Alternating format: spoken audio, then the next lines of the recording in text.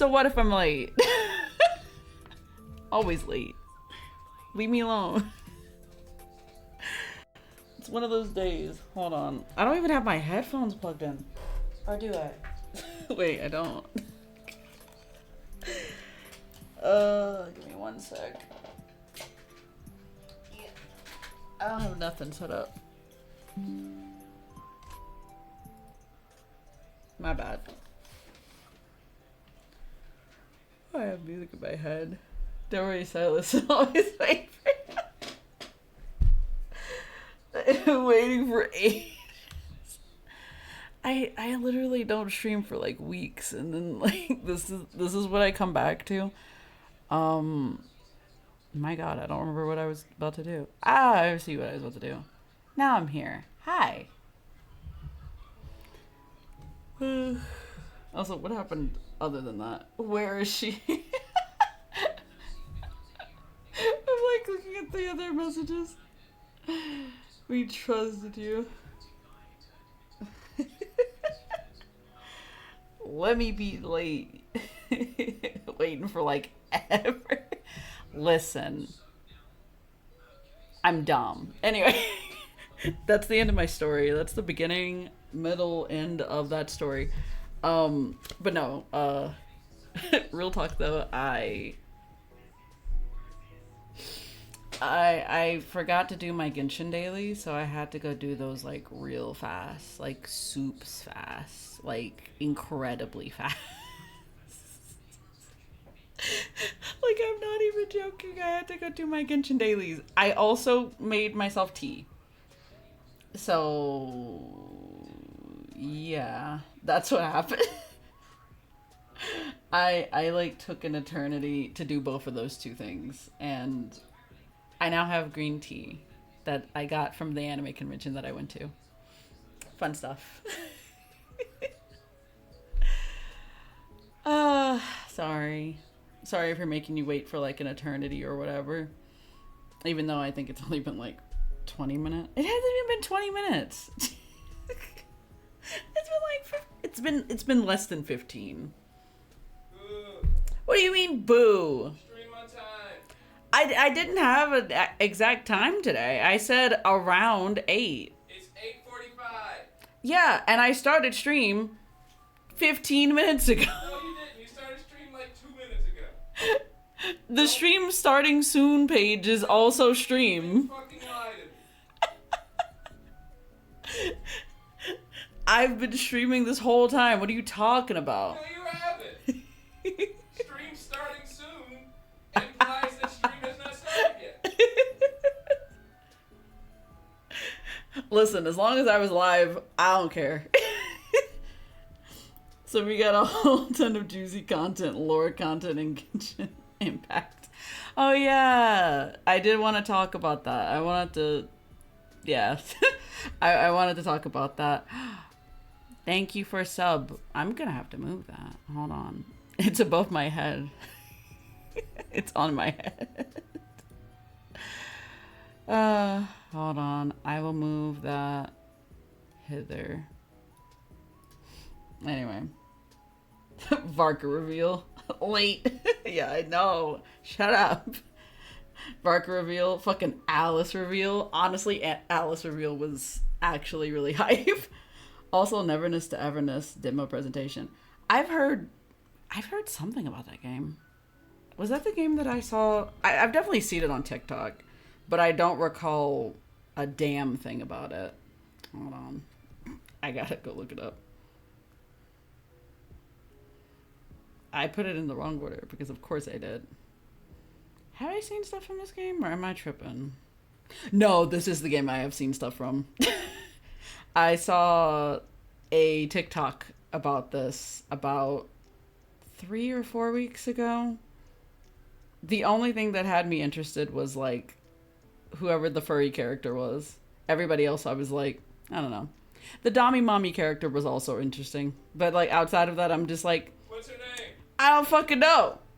Do I look like I know character names? Hold on. Anybody in that trailer not from Mondstadt? I'm like, what are you talking about? Oh, you're talking about the other trailer for Genshin? Yeah. I don't fucking know nobody's names. Leave me alone. Leave me the fuck Big alone. man. JD Rocket wants to know how far you're into Honky Star Towns. I know you're in Panicani, right? Juice Man? He's playing Honkai Star Rail right now. That's why he's not. Chat. That's why he's not. Yeah, okay. Yeah, I was gonna say, like, you're in Panicani. That's all I know.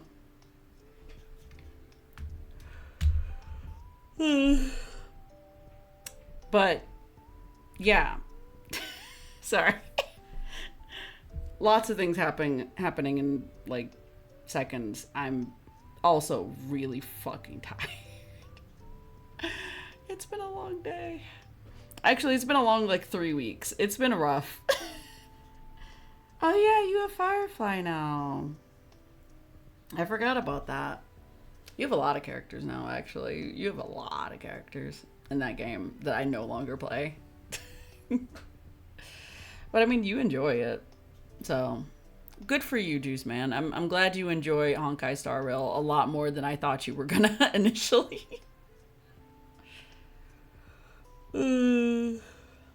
Anyway, so the reason I've gathered here all of I'm going insane. I can't even talk anymore. So, the reason that I've gathered all of you here today, that's what I was trying to say initially, is because I want to yap about a bunch of things. Also, we can watch the Genshin trailers and stuff for the for Not Cry in a little bit probably. Is there anything else? I also wanted to talk about my trip. I went to GalaxyCon. And it was fun. She says, yes, I want to yap. Let me yap. Is this not what you're here for? Understatement of the century. Shut the fuck up. I always want to yap. Leave me alone. Anyway. So, starting off. Also, just so you know, I have a list of things that I want to talk about. And by a list, I mean like 4 pages of things. It's a lot. It's more like 6. Anyway, I wrote this all down while I was at work yesterday because I was bored shitless. It's been rough at work lately. Anyway, so the past couple of weeks have been insane. Also, Juice Man, can you turn down your audio? Because I don't like hearing myself talk. Because I can hear the stream through him. But I want to hear you. Use your headphones. You have headphones. I mean, if you want headphones, I can give them to you. I have headphones. I ain't got. Yes, you do. You have Bluetooth headphones. Use them. Jeez. You use them all the time. Silly. Don't lie to me that your computer doesn't have Bluetooth. I swear. Because I know it does. Most computers. Bluetooth ain't got a laptop. You're a liar now. Now you're lying to me. It's crazy. What's wrong with you? So, the last 3 weeks have been insane. Let's start there, I guess. I don't know. Anyway, so, the reason why I took off, several weeks from streaming was because I really wanted to have, like, time to, like, prepare for a bunch of different things, because originally my parents were supposed to come to visit me like a couple of weeks ago. I think it was like 2 weeks ago by now. And I decided that I was like, I'm gonna deep clean the house because I'm insane. Terrible decision that I did to myself. I mean, ideally the house needed to be cleaned anyway. It wasn't really like it was a choice. I had to clean regardless. But it took so long. It took so many days to clean. It was awful. And then after all that happened, it turns out that my parents weren't coming due to the fact that my father has not gotten his real ID yet. And I can't talk shit about him because I too do not have my real ID yet. Also, my ID has expired. That's where I'm at in my life. I have to get a new ID. I live in a different state, so it's gonna be something. God. Like driver's license? So, about that, I don't have a driver's license. I don't drive, Quill. I don't drive. I don't drive and I don't have my license. I've never gotten it because cars scare me. If I'm gonna be real. All she does is yap. Brother. Like, let me, this is my stream. Good thing we love the chat. We, the chat, love you to death. Thank you, Quill. But yes. Hey, she's okay. I'm okay? Oh, wow. Okay. Alright, I see how it is. I see how it is. She's okay. Okay. I see how it is, Juice. What was I gonna say? But yeah, I don't have my driver's license at all. I took driver's ed, didn't pass the test when I went to go do the thing at the DMV, and I gave up. I also definitely have a lot of anxiety around driving, especially since I got hit by a car a couple of years ago, back in, was that 2018? 2020, wait, was that 2019 or 2018? Fuck if I remember. I think it was 2018. It was before I graduated college. I got hit by a car. It was me. I was the car. Geez, you shouldn't have done that to me. That was crazy. I had to go to therapy. I had to go to physical therapy for months. That shit sucked. But, I bonked her on the noggin. No, you didn't. I hit my body, man. I hit most of my body. Luckily, I wasn't hurt, by the way. Just so you know, I wasn't severely hurt, thank God. I only came out of it with a lot of bruising and some boo-boos here and there. And also the person who like hit me with her car like was really considerate and called an ambulance for me.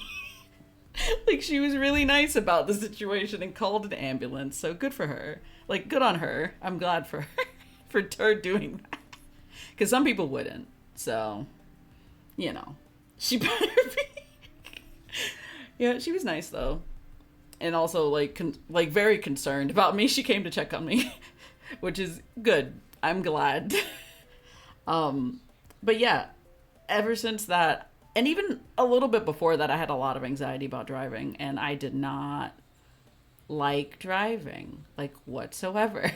So I have a lot of fear and anxiety towards driving, like a fuck ton, even more so since the accident. So yeah, I don't think I'll ever drive. I wanted to at one point, but now I'm like, good for her for doing normal humankind things. I mean, not everybody's like that, though. Some people, like, because in the same year that I got hit by a car, another girl also got hit by a car around the same spot that I got hit. And homegirl was in a cast. Like, her entire arm was in a cast. She had bruises all up and down her entire face. She was not okay. And yet, the person who hit her, they kept going.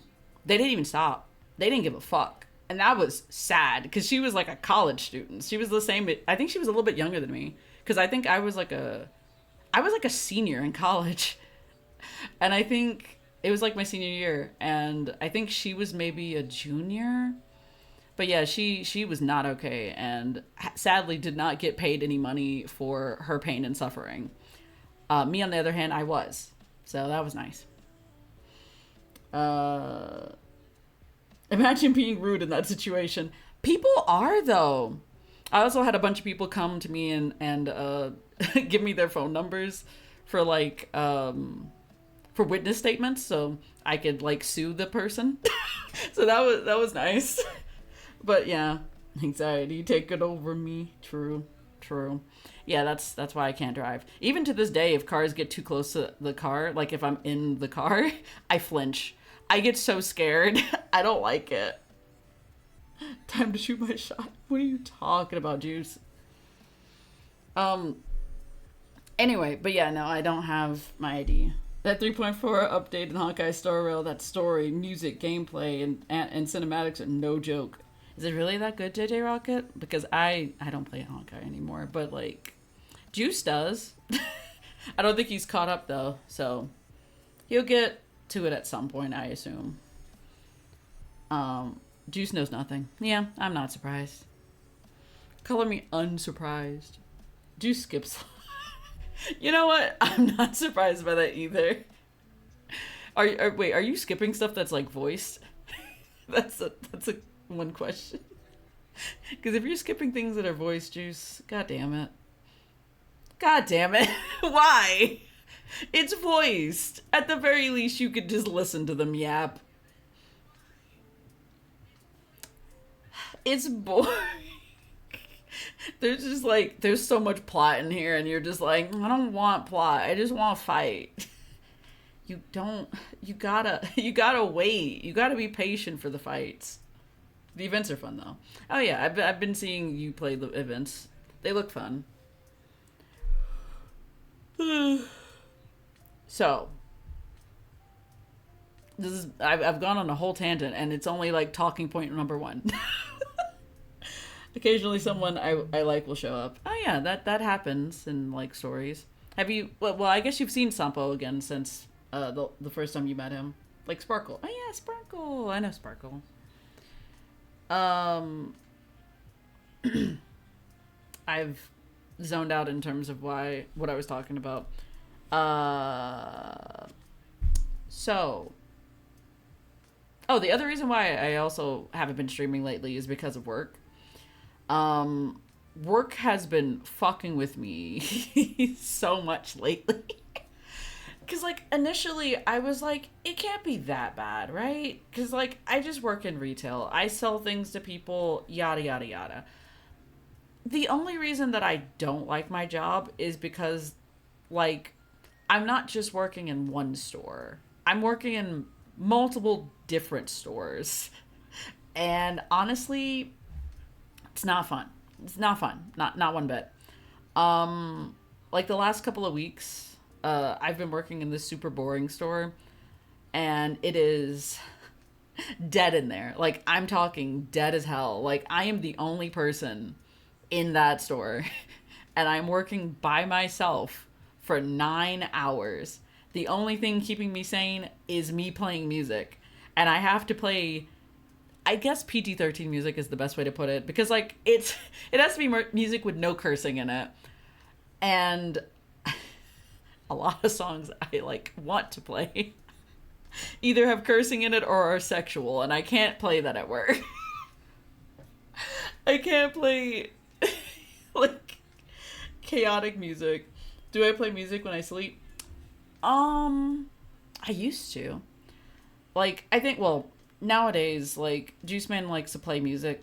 He likes to play like random ass horror videos on the television while we're sleeping. But like I normally like to play, well, when I was like sleeping alone, I used to play those videos where it's like serenity, like type of peaceful music to like help you go to sleep, where it's like a peaceful waterfall, like sounds, like water sounds, like just really calming music. Like that's the kind of shit that I like used to listen to. I also used to listen to the radio when I was a little kid. But I gradually stopped doing that. But but nowadays in order to get me to go to sleep, I watch ASMR videos. I like to watch videos that are super chaotic. I cannot describe to you the weird shit that I watch in order to go to sleep. Not to produce so many players spamming Excalibur, Excalibur over and over again. Got it. Hello, everyone. My name is Mark. I mean, probably, yeah, probably. You singing the that song? That's the song you're singing, Juice Man. But yeah, I used to play a lot of I used to listen to a lot of music though, but I feel like if I listened to actual like music that I play during the daytime, I would not want to sleep. I because some of the music I play during the daytime is just chaotic. Um, I've been playing like random like playlists at work, and so those songs are now like slipping back into my playlist, and I've been getting some weird songs in my playlist. I'm waiting for the one day that I randomly get like the Yachty Chin Bitch Club opening in any of my playlists, and I just have to sit there and be like, how the fuck did I get here? The hell happened? Anyway, so, yeah, I hate my job. That's where I'm at. That was the thing I was talking about. I mostly hate my job because I have to stand so much on my feet. Because my feet and legs hurt so badly, as well as my back.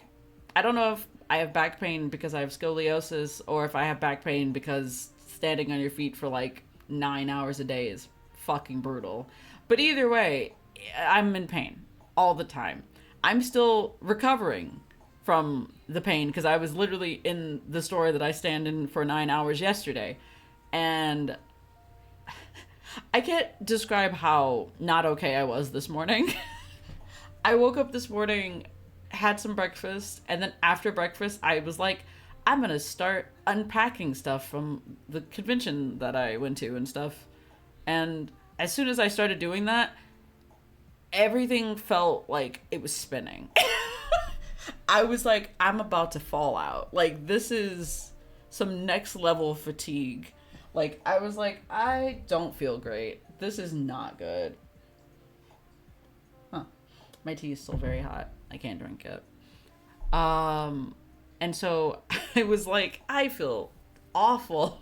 And I was just like, is this like nausea? Is this like headache? Like, what is this? I think it was just fatigue. It was like severe amounts of fatigue to the point that everything like hurt and everything was just not okay. Like anytime I would stand up, my entire body would just feel like the Mr. Krabs meme where he's like looking both ways really fast. That was me like all this morning. And it was so bad. I was like, I should probably go back to bed. I felt so bad this morning.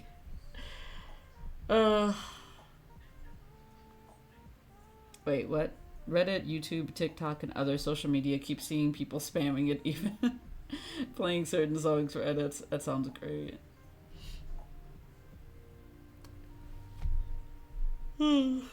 But yeah, I'm so tired, y'all. I can't describe to you how much fatigue my body has felt in the past like week. Cause like, let me describe to you like how the last couple of weeks have gone. So I've worked 3 days in the super duper boring place. Then after those 3 days, I had 4 days off to go to the anime convention. That like Thursday, which was last Thursday, I had kind of a break, so I got to sleep in a little bit, and then we like drove to the convention. And I was there at the convention for 3 full days.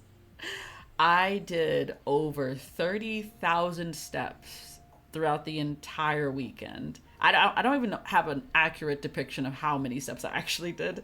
Because I know one day I did at least 22,000 by itself. And then the other day I did 10,000. And then the last day, who fucking knows, because I didn't check. Ew. Ew. Ew. Ew. What are you? Oh, God. Ah. Ah. Ah, there was a spider. Why? Why? There was a spider on the monitor. Oh, I'm gonna have to find him later. Where are you, you... I don't even want to kill you because you're a spider. But like... Oh, you scared me. Oh, God. So hear me out. I don't dislike bugs. I like bugs. But like... I don't like when they're in my space. Like, I like bugs. I just don't like when they're near me. That's how I feel.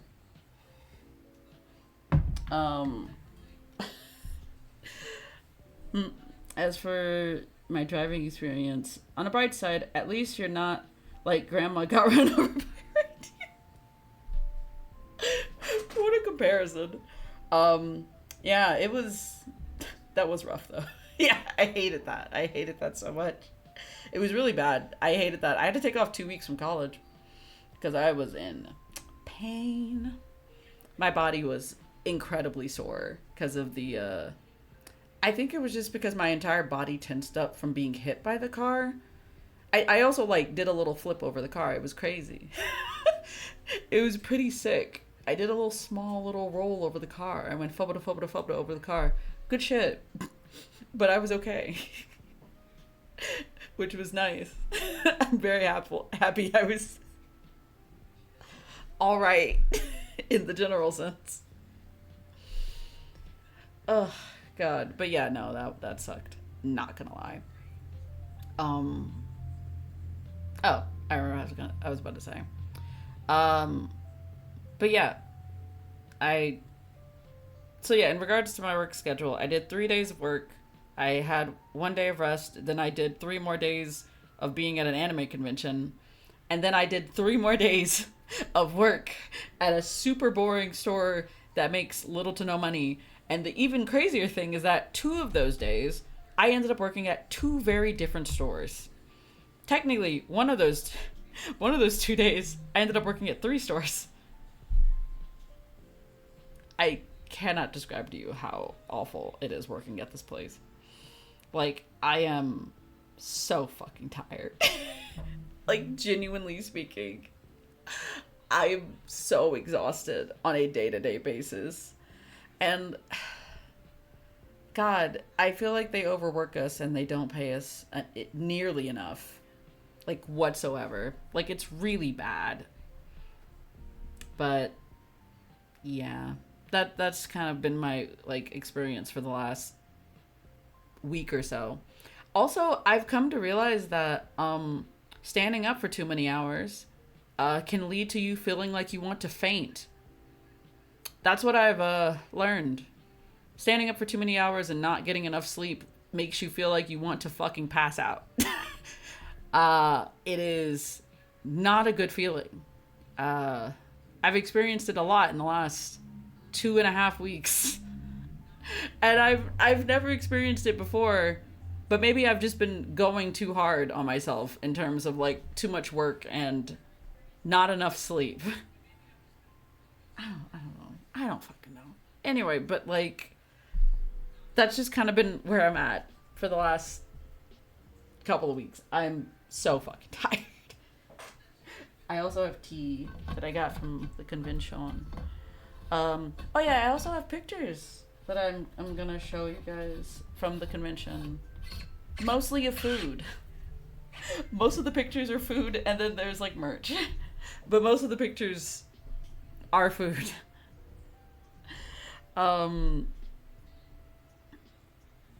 So, other things I want to yap about. What? The Song of the Welcome Moon trailer for Genshin Impact is just as lore dropping as that Celestia trailer for Honkai Star Rail. That shows off the Eon of Destruction's Lord Ravagers. Ah! Spider! Fuck off. Just fuck off. Oh my god. Get out of here. Get out of here. Get out of here. Ah. Oh my god. Get the fuck out of here. Ah, he's still alive. Get out of here. Oh my god. Get out of here. Get out of here. Oh my god. Ow. I don't like him. I really don't like him. And now his little carcass is just there.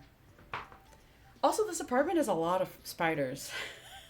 Things I've come to learn over time. There's tons of spiders.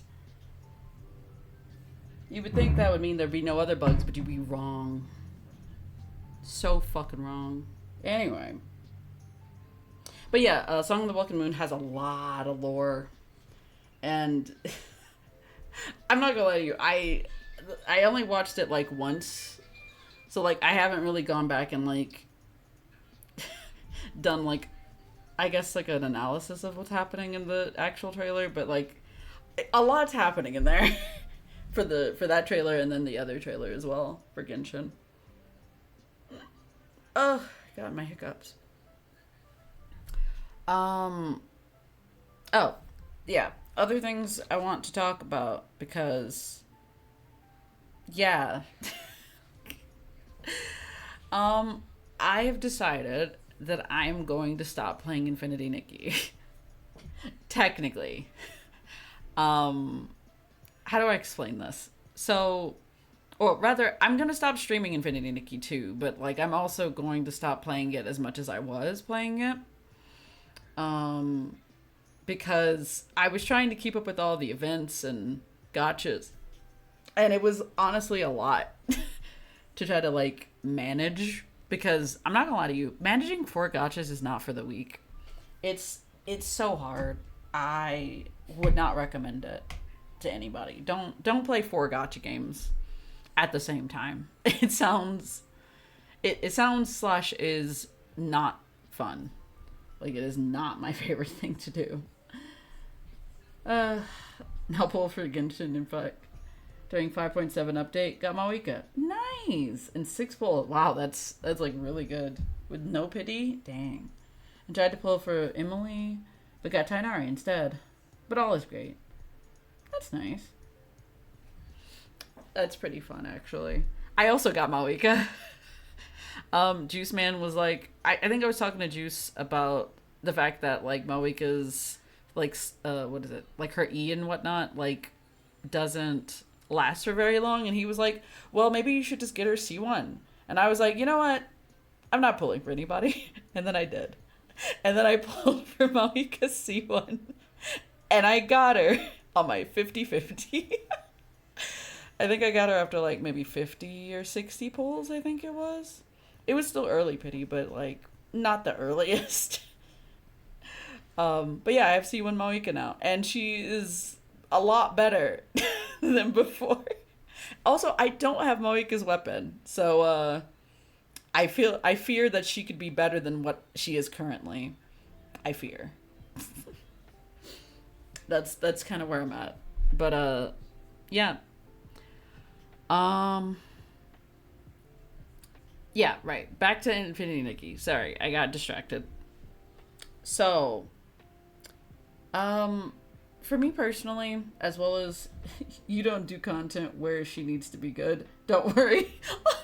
Fair enough. I mean, she's already really good anyway. Like even with her C1, like I still do at least 100k with her like alt. So I think that's pretty decent enough for me. I think that's fine. I think that's better than fine, honestly.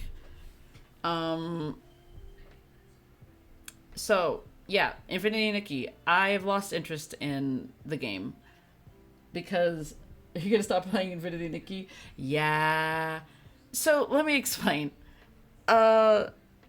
Since 1.5, which was like 2 updates ago by now, I guess 3 by now actually. Are we on 1.8? I don't fucking remember. Anyway, ever since like 1.5 happened, which I didn't stream much of, it's a nightmare. It's so long ago. This was like at least a month and a half ago or 2 months ago. But like ever since that update happened, which was the Sea of Stars update, I have started to like the game infinitely less. Mostly because, how do I explain this? So first of all, when 1.5 came out initially, for a lot of people, everybody's experience with the game became incredibly different. Just use Serpentine that Kanich uses. I think she has Serpent Spine. So like, yeah, she's like set. But I definitely want to get her weapon maybe at some point because it looks cool. Anyway, that's like my only reasoning.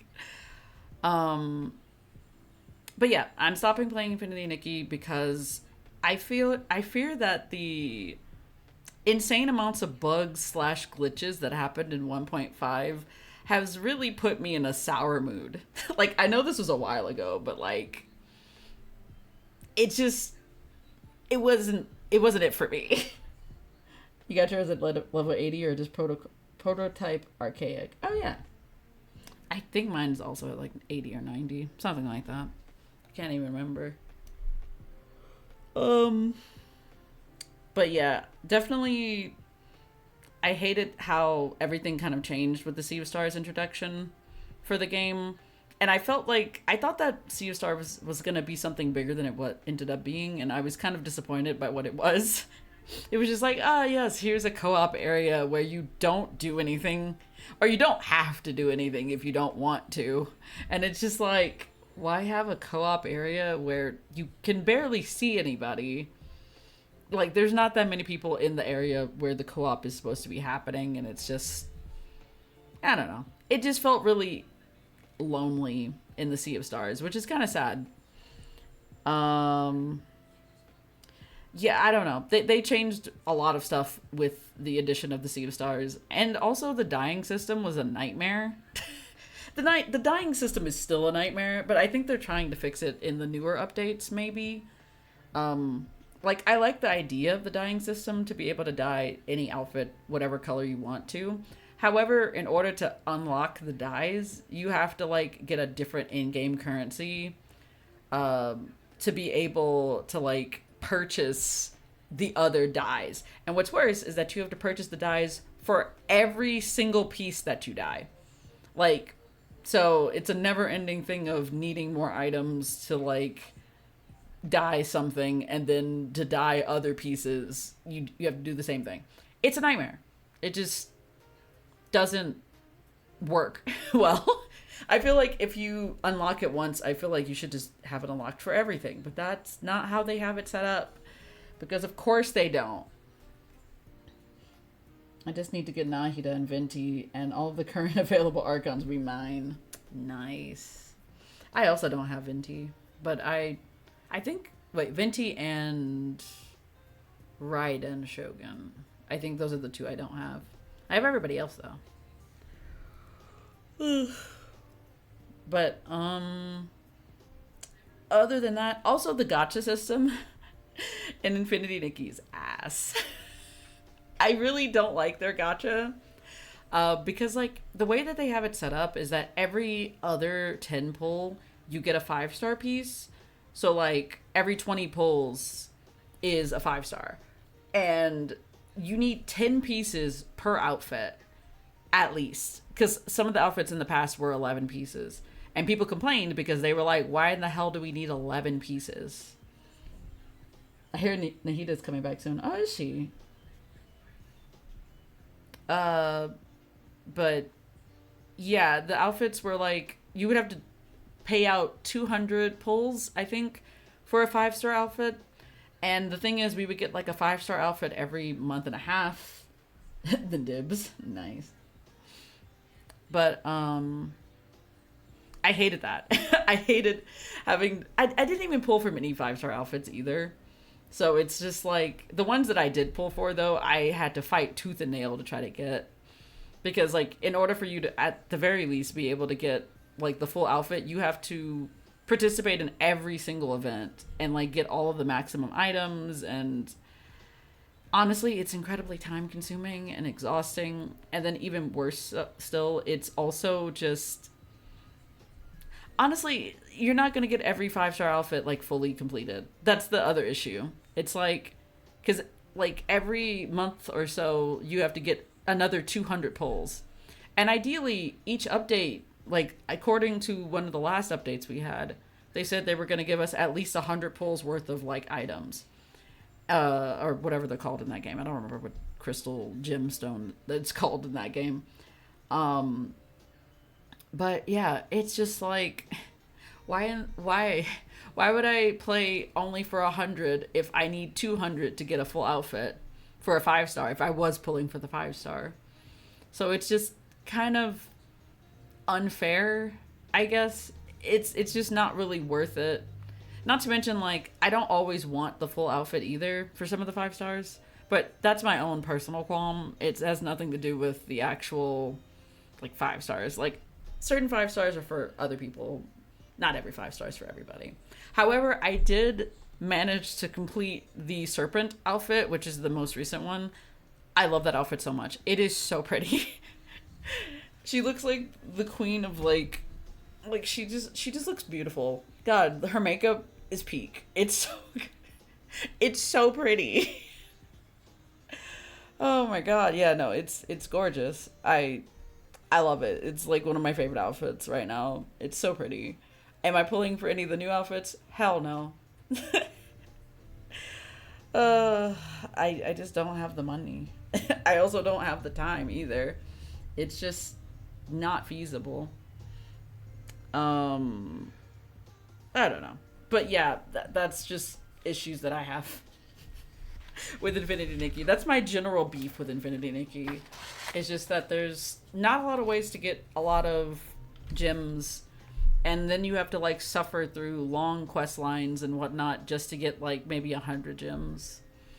And then I don't know. All the events are like all intertwined into each other, and in order to complete one event, you have to do another event or like several other events, and it's just like it's so time consuming. The last event that they had in Infinity Nikki, I did the main quest line on the last day that it was happening because I was so busy the last couple of weeks and then like on top of that I didn't have time to like sit down and play the event, and I didn't feel like playing the event, and so like it just never happened for for weeks. Awful. I hate it. As for Honkai Star Rail, currently got Tribi and Naxa, the Herda, and Cypher in terms of 3.0 characters. Oh, that's nice. That's pretty neat. I know JuiceMed also has the Herda, and I think Tribi too, if I'm not mistaken. Maybe. I think that sounds right.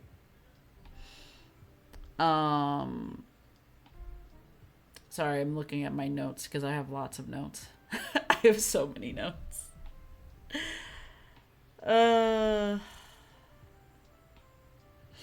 yeah, I also want to talk about other things that happened like the weekend before I went to the anime convention.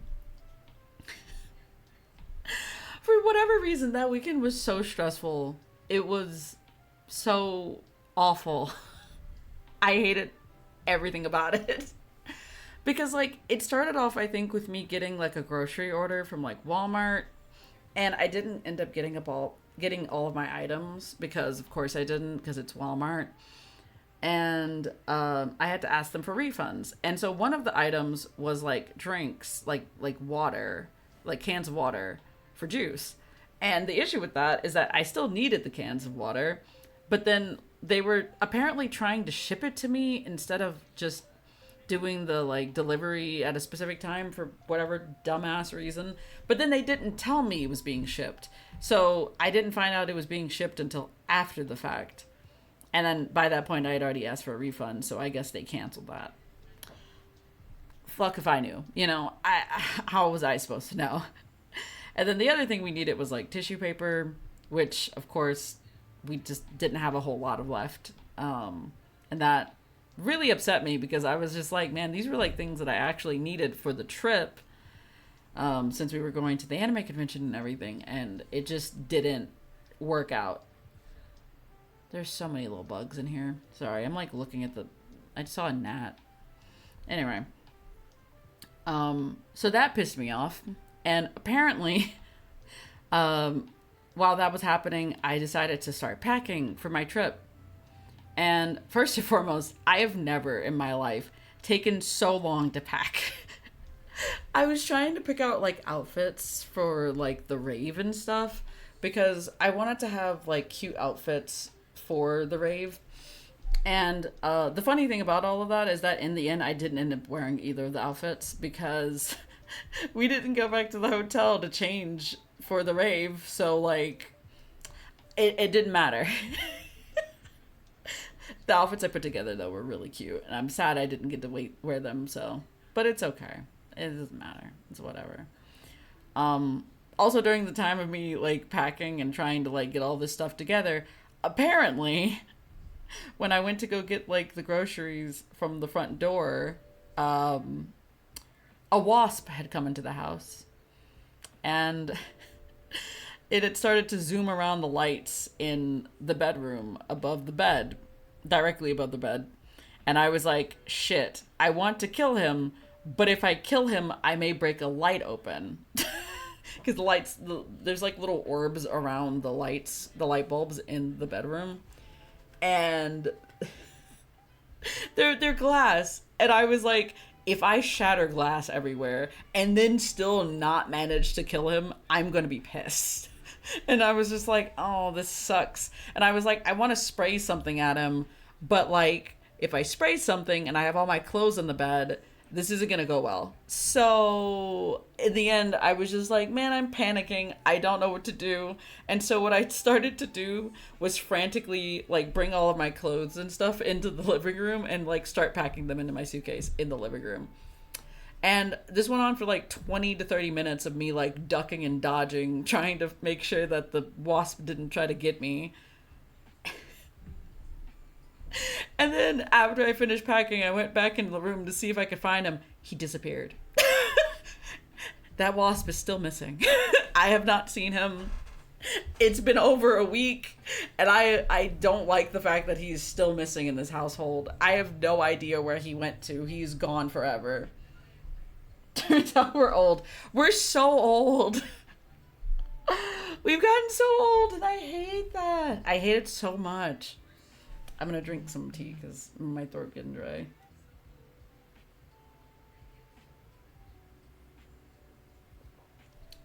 Yo. This tea kind of... Wait. Why this tea kind of... Oh yeah, no, that tea hit. That's like really good tea. It's like super good tea. But yeah. So yeah, that happened with the whole wasp situation, and it just didn't go well after that. Because after that happened, then the drain that's like in the laundry room started like sudsying up, which I was like, oh, that's not good, I think. I have no idea why that's happening. It's backing up with suds, like, wow. And then I tried to turn the light off in the laundry room, and the switch broke. So the lights were perpetually on for a full week. I hate it. Also, on top of all of this, our roof started leaking water in the middle of all of that happening. All in the same room, by the way. All of this happening in the laundry room. The laundry room is now cursed as it happens at this point. It is really bad time. Like, not fun in the slightest. What'd you say, JJ Rocket? As for 2.0 characters, I got Archeron and Sunday. Oh, nice. So that means I currently have Sparkle, Aventurine, Archeron, and Sunday. For Honkai Star Rail. Nice. Sorry, I have hiccups. But, yeah. I don't even know. So, like, yeah, all of these problems happened on one day, and I was also packing, and I was stressed the fuck out and exhausted and trying to finish my packing. It's been rough. All I can say is let there be light and let it rain. In the same room, nonetheless. Like, I hated that. I was just like, well, we're gonna have to just unscrew the light bulb every day until until the landlord fixes this, I guess. We had to deal with that for like a week. Like a full-on week. I think it was a little bit more than a week. Nightmare shit. I hated it so much. I had to dump out buckets of water every day. God, it was the worst. What else happened? Oh yeah, also I cut up a fuck ton of boxes because we had a bunch of boxes from when we moved and we never got rid of them because we're stupid. And so I got an automatic what do I want to call it? I was gonna say automatic scissors. I don't fucking know what you want to call it. Electric scissors? I feel like that's closer. But it's like an electric scissor cutter type of thing. And I cut a bunch of boxes up for like 7 hours. It was nuts. Was it kind of fun? Yes. Yes, it was. Did I almost cut myself a couple of times? Maybe like once. Maybe once. But I don't know. I had fun though. What else happened? Anything else? Oh yeah, my sleep has been fucked. I have not been sleeping well for the last like 3 weeks. I don't know what's happening to me. Am I going insane? Is that what's happening, or like what's going on? But yeah, my sleep has been fucked. I don't know why. And by that I mean like I'll go to sleep, I'll sleep for a couple of hours, and then like for some reason I'll just wake up randomly in the middle of the night, have to go pee, and then come back to bed, and then I can't sleep.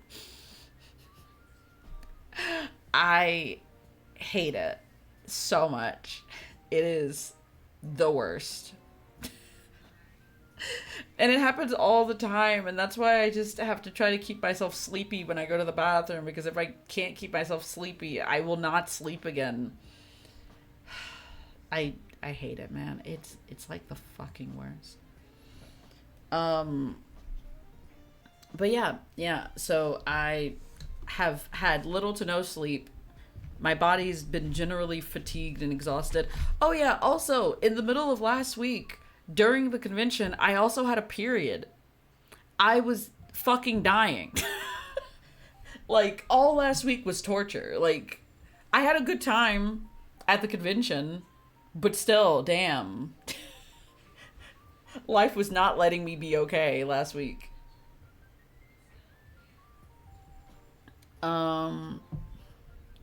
But yeah, I was not okay for most of last week. It was not a fun time. However, I did get to go to an anime convention, which I will talk about now. Sorry. I'm still eepy because, of course I am. Why wouldn't I be eepy? So, let me see. I have pictures to show, because of course I do. Give me one sec. Wait, I gotta make myself small. There we go.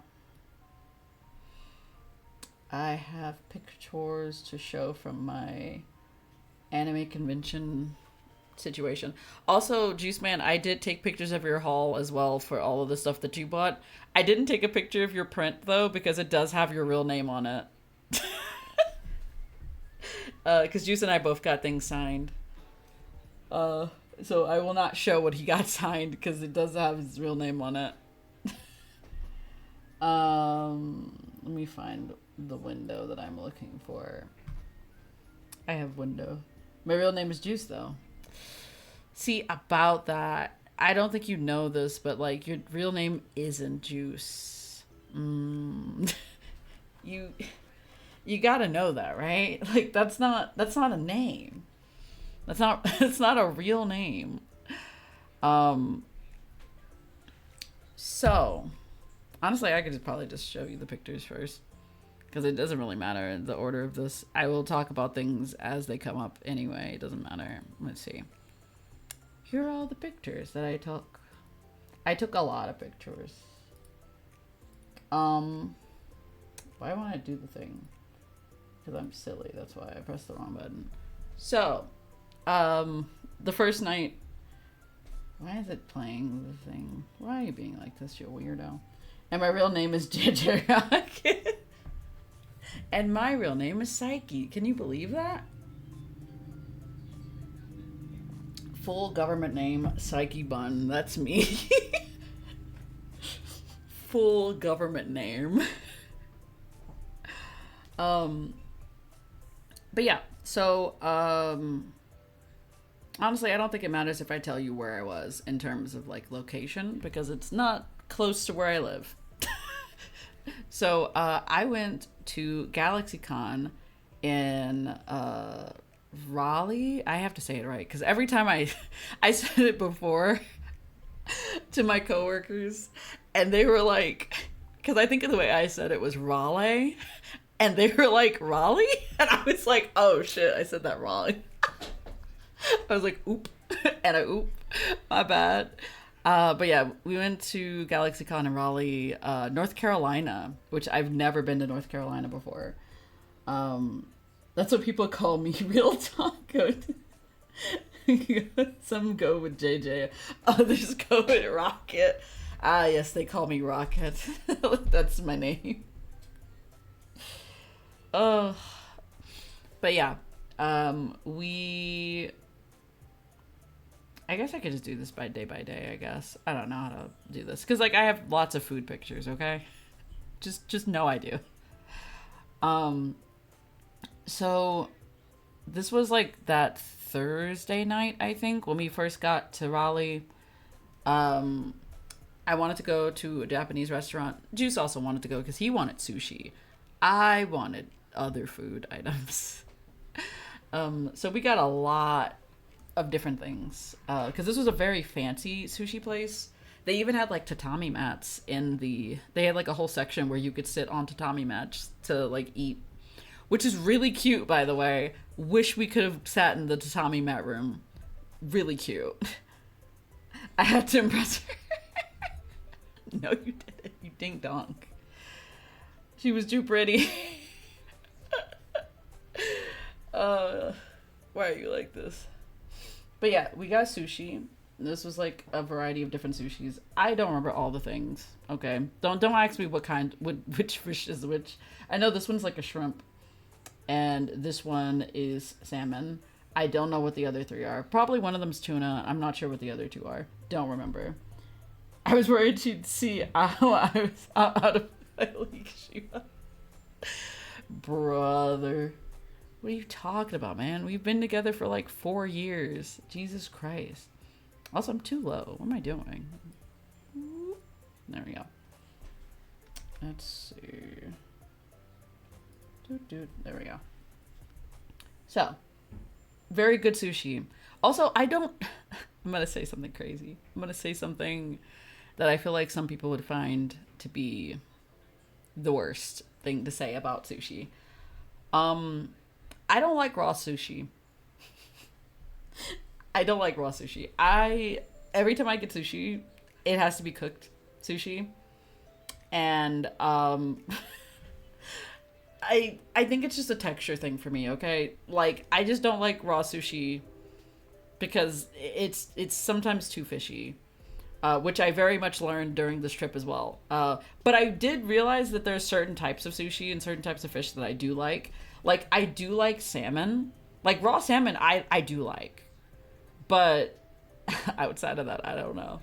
Outside of that, I'm down to try other things, but, like, I don't like raw, like... I don't like raw sushi. I just don't. I'm sorry. I know people are very particular about their sushi and just having sushi raw is like normal, but I'm sorry to disappoint, but I don't like raw sushi. I prefer my sushi cooked. I don't know. But honestly, this was a really fancy restaurant, so I assumed that they knew the fuck they were doing. So in this case, I was like, you know what? I'll trust them. And I did. And it was good, and I did not get sick or anything, so it was really good, and I liked the food. They also gave us salads and I think this was miso soup to go with our entrees. This salad was really good, actually. I was really surprised by the what's it called, dressing, because like I was expecting it to be really like tart, but it was actually kind of sweet. And had lots of ginger in it, which I do like ginger. I don't know why, but I love ginger. Like, ginger just peak. I love ginger so much. Also, this was really good miso soup. Good stuff. Also, more sushi, ordered by Juice Man. And I think I had one of these pieces that was like half salmon and half another fish that I can't remember off the top of my head. And honestly, whatever the other half of the fish was, did not like it. The texture wasn't my favorite, and it was also incredibly fishy. And I know that sounds insane because you're eating sushi, but yeah, I didn't like it. Didn't like it. Loved the salmon though. The salmon half was my favorite part. It was really tasty. The rest, don't want it. I think this was chicken katsu. What was it? Chicken katsudon? Yeah, that sounds right.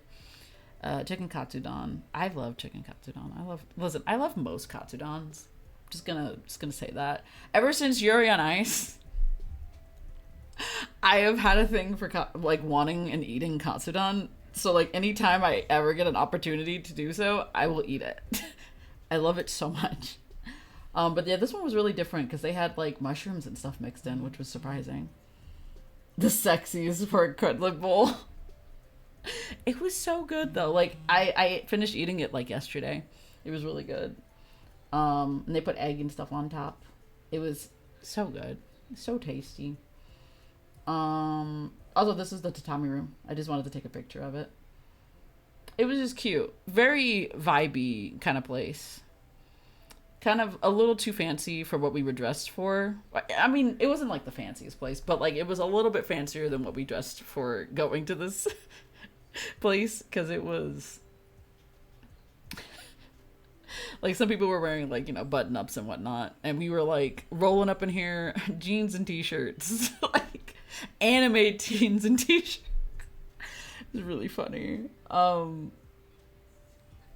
yeah, I don't know. Had a good time. Ate some good food. Ate a lot of food. Honestly, this whole weekend I ate so much food. I enjoyed so much food. The food was good. I enjoyed food. We also had this, I can't remember, was it lavender cheesecake? I think that sounds right. It was really tasty. I don't remember anything else. Like, I don't remember a damn thing. I know we had other things, because I know we did have dumplings and stuff, but we were starving when we got to this place, so I did not take a picture of them. I ate them so quickly. No time for picture. Only time for eat. Oh, also, I took a picture of the ground.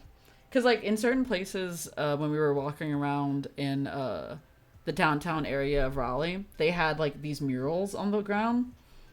Really pretty, by the way. Like, super pretty. I wish I could have seen more of them. There was, like, a bunch of them. And they also had, like, different, like, parts of buildings, like, painted as well. It was really cool. I don't know. Like, it was kind of a really chill area. I just wish it wasn't so fucking hot. Like, it was so incredibly hot. Like, my God. Ugh, the worst. Also, I just remembered something, and I have to do something about this. Because I just remembered this, because I'm dumb, and I forgot. Might be.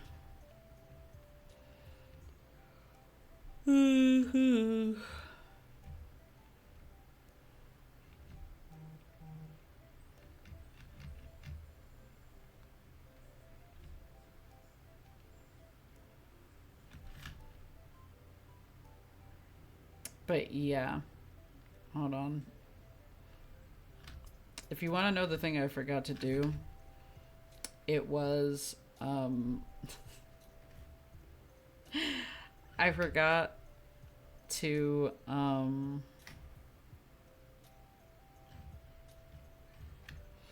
forgot to post on Twitter that I was live because, of course, I forgot. Because I was not paying attention, like, whatsoever. My bad. Oops. Whoops. Yeah, that happened. My bad. Really funny, though. Whoopsies. Oh, well. Anyway, very pretty floor. Enjoyed the floor. The floor was nice. I also didn't take any pictures at the convention because I don't even know how to describe my initial reaction to this convention center, but like this place was massive. Like possibly the biggest convention center I've ever been in my life. Like I've been to cons before. I've been to a lot of cons before, but this one was huge. Like the area where the like main exhibition like area was, or the dealer's room was like a basement. It was like the basement to this building that was like 3 to 4 levels, and I was just like, what in the hell is this? But yeah, we like walked around the exhibition hall for like a couple of hours. And while I was there, I was losing my mind. Cause like I think it was somewhere between I was just fatigued, exhausted, tired out of my goddamn mind. And then on top of that, I also was experiencing like period pains. And so like and then on top of that, I was also like walking around and exerting so much energy. But I'm not gonna lie to you, I was not okay. Like the entire time, I think Juice was just like pulling me around by my backpack because I was so zoned out. Like I can't even describe to you how not okay I was. I was so out of it. Like I was so not okay in any capacity. I'm not even sure why. I just wasn't okay. I think I was just really overwhelmed and just taken aback by the general size of the convention. And it was so shocking. I'm not gonna lie. It was just like a culture shock kind of situation. I was just like, what the fuck is this? But yeah, it was massive. It was huge. And I was overwhelmed. And then like we went through like the exhibitor like area. And then after going through there, we found out that upstairs there was actually an artist alley. And we were like, so this isn't the artist alley. This is just exhibitors. This is just the dealer's room. There's another floor that has the artist alley in it. It's a smaller room in comparison, but there was still more stuff to potentially buy. And then, while we were in there, we found out there was another location to go buy more stuff at. They had 2 separate artist alleys and a gigantic dealer's room. I was so I was so overwhelmed. Like, I cannot tell you how insanely big this place was. It was awful. Like, it was awful for my wallet. Like, my wallet suffered. Like, I spent so much money at this convention. More than I've spent at any convention ever before now. And, I mean, ideally, it was also for, like, food, drinks, that kind of stuff, too. But, like, outside of that, for merchandise, I at least spent $300. If not more. Because, of course, I did. Also, is there anything else after this picture? There's pizza. Yeah, we went to go get pizza for lunch on that Friday. Because we were like, we don't want to pay money. Oh, wait, no. I think we went to go get pizza from one of the pizza vendors outside. But I think by the time we went, they were closed. And then we were like, there's a pizza place down the street. It's 10 minutes away. And so we took a very long walk down the street to go to this place. I think it was called Billy's or something like that. I can't even remember the name of the place. But we went to this like hole in the wall kind of place that sold pizza that was as long as your forearm. Like, this pizza was incredibly long. And it was like $6 a slice. So, like, we had to get one. And, like, people would go out the door with pizza boxes that were, like, the size of their torso. Like, from the top of their head to the bottom of their torso. That's how, like, large the boxes were. And so they had to strategically maneuver through the door with these giant boxes. It was one of the funniest things I have ever seen, because what the fuck? Like, I was like, y'all bought a whole pizza. The pizza is the size of your entire body. I can't. Like, it was so big. It was comedically large. I loved it, though. It was peak. Also, there was a nice lady there that worked there, who told Juice, apparently she had seen me when we came in and we ordered pizza, and she told Juice that I was beautiful. She told Juice that your girlfriend is beautiful. It was a normal size pizza. Streamer is just small. No, it wasn't. It was a large, extra large pizza. Like a big ass piece of pizza. Like, it was huge. It's on 2 plates in this picture. Come on, man. Um, but yeah, I got a very nice compliment from a very beautiful lady. She said I was lovely and that I was pretty, and I really appreciated that. Compliments from women are always like peak, honestly. Women complimenting women, good shit. Love it so much. Um, so yeah, that was like great for like Friday. I spent way too much money on Friday. I bought. I spent so much money in just the exhibitors room to the point that I was like, man, I'm like already 200 deep, like day one. It was so bad. It was so bad. I hadn't even seen everything at that point. I didn't even know there was more, and I felt overwhelmed. So that was super fun. Is there more food next? No, this was at the rave. Um, so yeah, back to like Friday talk. So like yeah, we went to a bunch of different things. And I think we tried to go to a couple panels, which ended up failing miserably because for some reason or another, these panel rooms were so tiny to the point that they were always at max capacity. But there was like thousands of people at this convention, and it was just like, why not get a bigger venue? Like, or why not have panels in other places where you could accommodate more people? But I don't fucking know. It's whatever. So yeah, that happened. So we went to a bunch of different things throughout the day. I don't know if we did anything else. Like we mainly stayed at the convention on Friday, and we went to a couple of panels like later in the night. Oh yeah, also like this convention was very unique in having like a bunch of after dark related things. So like there was a bunch of 18 plus panels. They also had like hentai coloring, which was surprising. I wasn't expecting that to be a thing, so that was funny. They also had an after dark market where they sold like NSFW artwork. Yeah, there was no yaoi at the hentai coloring booth. I was so upset. I was like, we're gonna have hentai, but we're not gonna have yaoi? That's upsetting. There's also no yuri, so that was even more upsetting. What a nightmare. But yeah, I hope they bring more yaoi and yuri into the mix. I don't know. Or maybe they should just have a separate one for yaoi and one for yuri as well. Either way, we also didn't get to color, by the way, for the coloring panel or the coloring session, because they had so many people in there to the point that the only option was sitting on the floor and trying to color, but then not having any colors because all the colors were on the table. Nightmare. Hated it. It was just not a fun time, at least for that.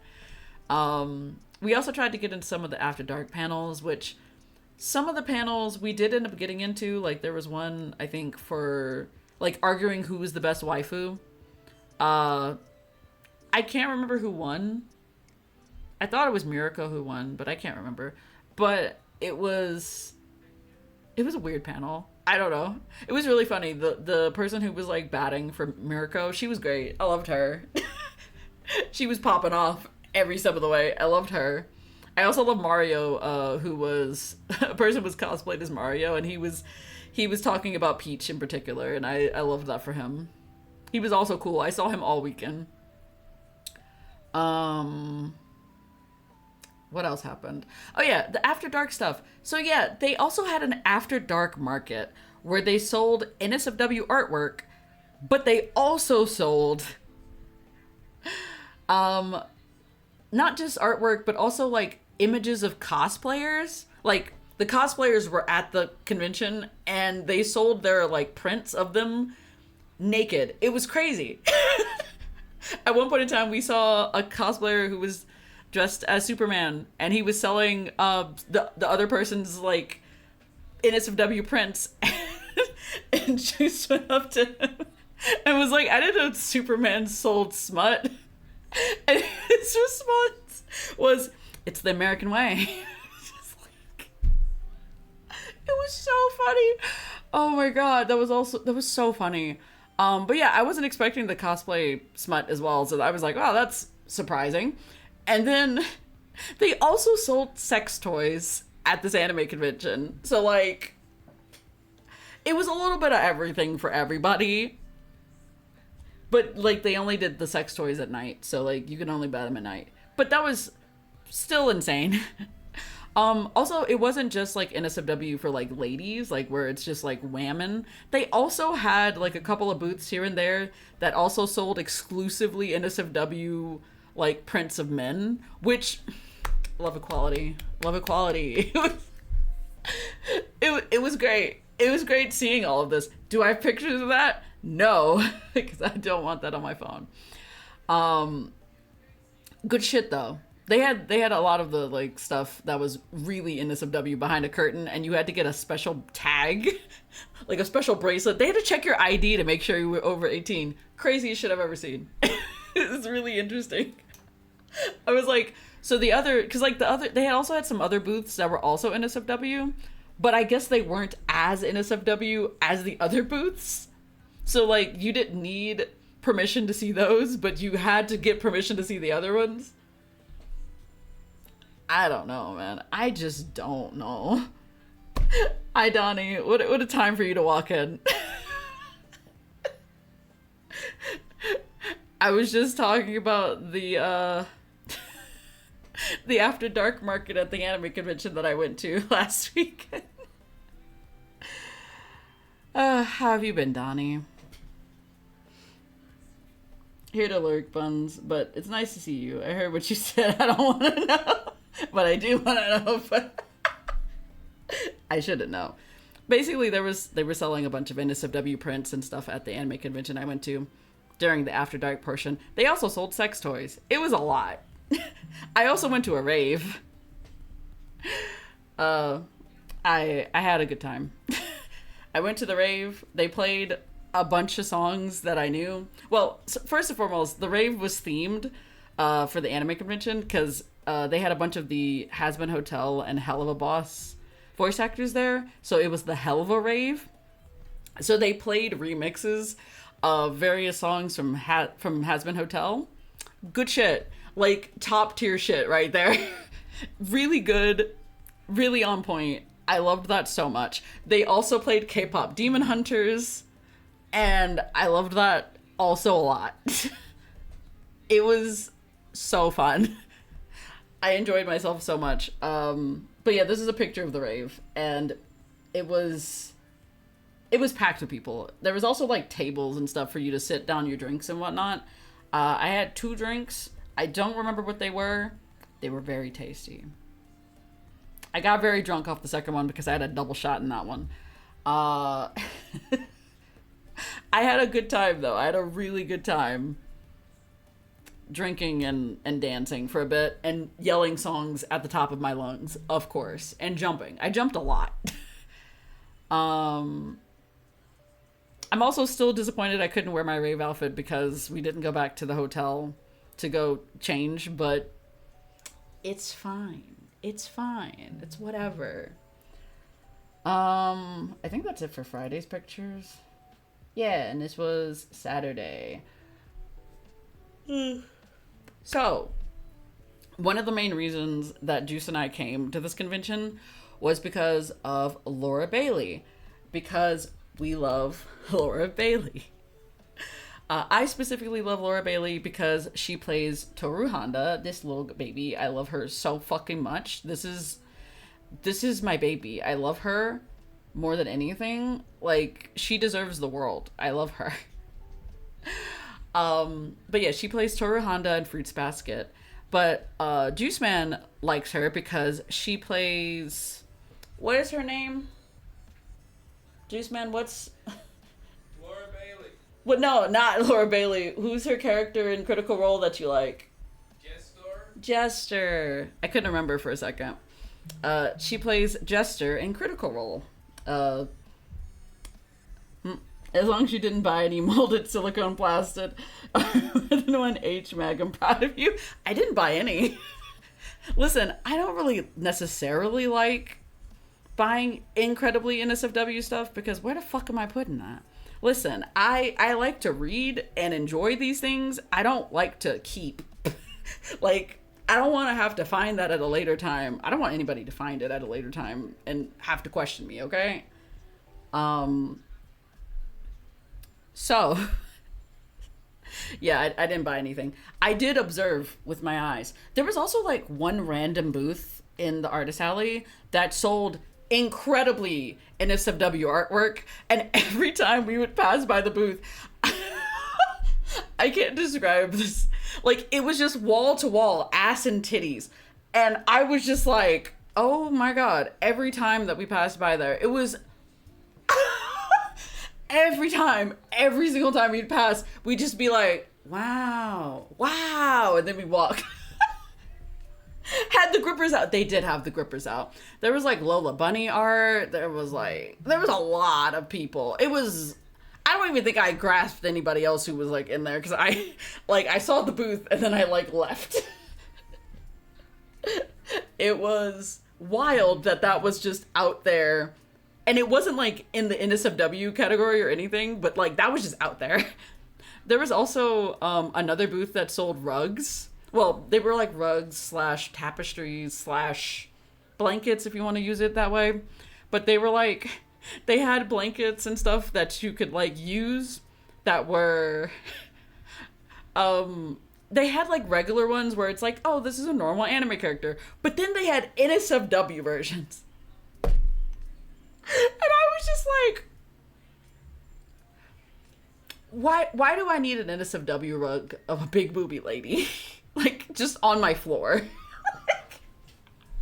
It was such a surreal thing to see. And they had so many designs. There were so many. Like, Jesus Christ. It was a lot. It was a lot. But yeah, I can't believe that they had some of those out in broad daylight. That was crazy. that was wild, because this was definitely a family-friendly convention, and there was a lot of children. There was a lot of children present. If they saw anything... No, they didn't. I hope they didn't. I hope the kids didn't see a damn thing. I hope they didn't. Anyway, back to what I was talking about. Laura Bailey, we love her. She is a jelly bean. I love her so much. She's like by far one of my favorite voice actors. She's just genuinely like a sweet person from what I've seen of her over the years. And she plays one of my favorite characters. But yeah, she also plays Jester in Critical Role, and this is her husband, Travis Willingham. He also plays in a bunch of shit. Like crazy amounts of things. He's also in Critical Role, of course. And we went to the Critical Role panel. Good shit. Did I know anything about what was happening? Absolutely not, because I don't know Critical Role. Juice knows more Critical Role than I do. But we went for him. But I also wanted to see Laura Bailey. I just wanted to see Laura Bailey yap. And they talked a lot about their son and how he's getting into D&D, and it was really fucking cute. Wholesome couple. I love them so much. Good shit.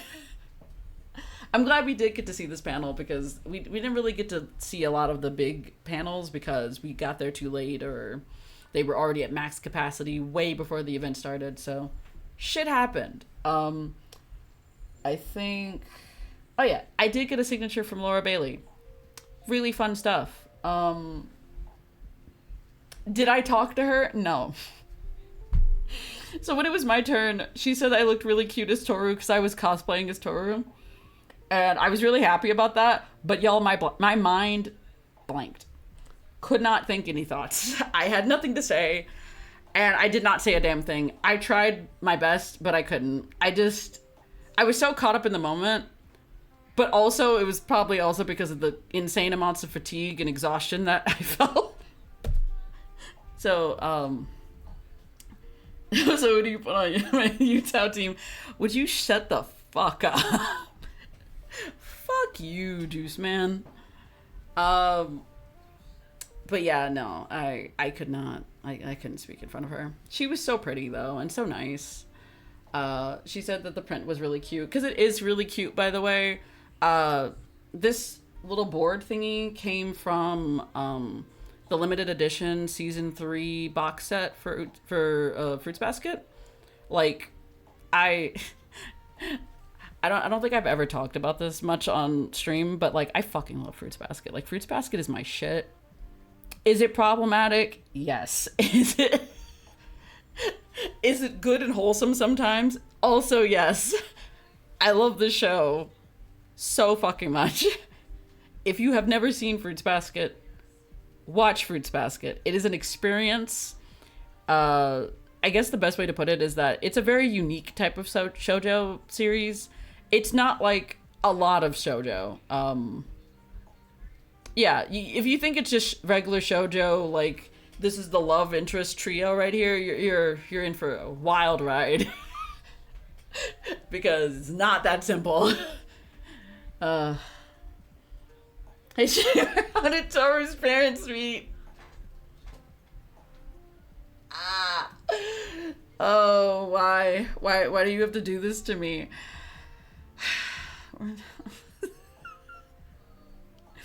For those of you who don't know, Toru's parents met in a very problematic way. And I know you're thinking, like, how problematic could it be? Toru's mom was, like, in middle school, and she met her future husband when, and he was, like, her teacher. Oh. They did meet in school, but he was also her substitute teacher. Oh. He was, like, in his early 20s, maybe? Or, like, 19, 20 or something like that. And how old was her mom? Her mom was, like, 14. And how old was her dad? Like, 20 something. I mean, they didn't have her until she was, like, 18 and he was, like, 27 or something like that. But I don't think that makes it any better. Like, I don't think it makes it any better in any capacity, and I will not elaborate any more on this ship. I know it's problematic. I know it's awful. I will not talk more about it, but it's really bad. It's one of the worser ones for Fruits Basket. It's not the worst one, though, in terms of age gap. There's one, if not two more, that are, like, worse in terms of age gap. And those are the ones that really give me the ick for various different reasons. Oh, yeah, no, it's bad. Yeah, I can't justify it for, like, it's absolutely, like, grooming, and it's not okay. But also the series was made like 25 years ago. Like, this actually wasn't that long ago. I think it was about 20, like almost 20. It was like the 90s, like late 90s, early 2000s. Because the anime came out like in 2005, but the manga was like 1990 something or another. Anyway, yeah, no, I don't condone their relationship, but she needed that to some degree. Because, let me explain. She needed the relationship, not the fact that he groomed her. Because, like, their relationship was... I mean, their relationship wasn't bad. It was just more so that it was a yikes because they met when she was in middle school. That's, like, the only issue. Like, the only issue was that they met in middle school. They met when she was in middle school and he was, like, a grown-ass man. No. What? The only issue. The only issue is the biggest issue. I mean, if it makes you feel any better, he died after that. I don't think that makes anybody feel better, but, like, he died after that. But, like, listen, this is why I can't talk about Fruits Basket. This is exactly why I can't talk about Fruits Basket. Mostly because of the age gaps. The age gaps are egregious in this show. They're really bad. Is it still a good watch, though? Yes, absolutely. Watch it for the other shit. Don't watch it for the weird age gaps, please. But yeah, no, it's... Yeah, no, the age gaps are bad. Anyway... Don't watch it for the age gap. Don't watch it for the age gaps. Nobody wants it for that reasoning. It's really bad. Like, that part's bad. Everything else is, like, great, though. Like, pretty much, though. Actually, everything else is, like, great. I'm here for everything else. That shit, it's so questionable. It's so bad. And it's, like, and that's why I can't, like, say that this is, like, a perfect series, because it's not. It's so bad. It's so bad. Anyway.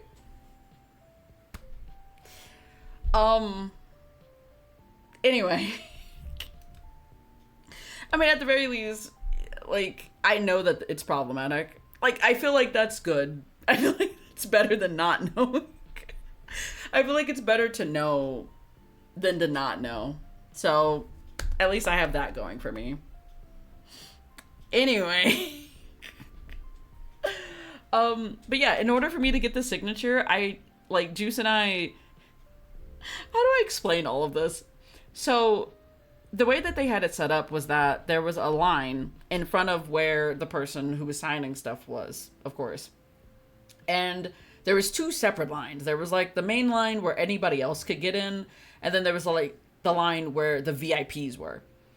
And so if you were VIP, you got to cut the line, essentially.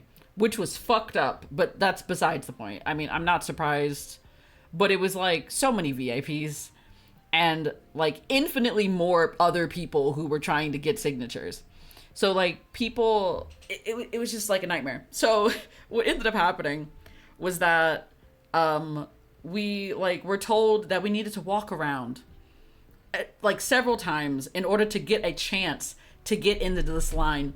It eventually turned into this thing of them being like, okay, in order for you to get in line, either for Travis or for Laura, you had to enter into the Shark Tank.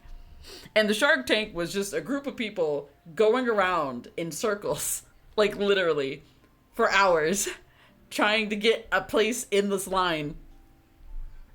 It was the worst. It was the worst part of my convention. I'm not gonna lie. I physically hated this. It was so bad. And the main reason it was bad was because the location of where this was happening, it was in between two very busy areas. So, like, it was like, because, like, both Travis and Laura's, like, booths were right next to each other. And then what was worse was that in order for us to do the Shark Tank thing, we had to do it right in front of where the line ended, right? So we were going in circles right there. On the opposite side of us, there was, like, through traffic. So people going this way and that way while we were just Shark Tanking, right? On the opposite side of where that was, there was more people because those people were in other lines to see other voice actors. And it was just jam-packed. I'm talking jam-packed to the brim with people at this convention. And it was so bad. It got so bad to the point that as we were walking around in circles, I started to feel, like, incredibly hot. And I was like, oh no, I think I'm about to pass out because it was so hot from the massive number of people. Also, like, Saturday was super overbooked. I meant to say that before, but, like, yeah, Saturday was incredibly overbooked with so many people there. Like, it was, like, wall to wall with people, and it was awful. Awful. And, like, Shark Tank, wah. Yeah. It was the worst. I hated it.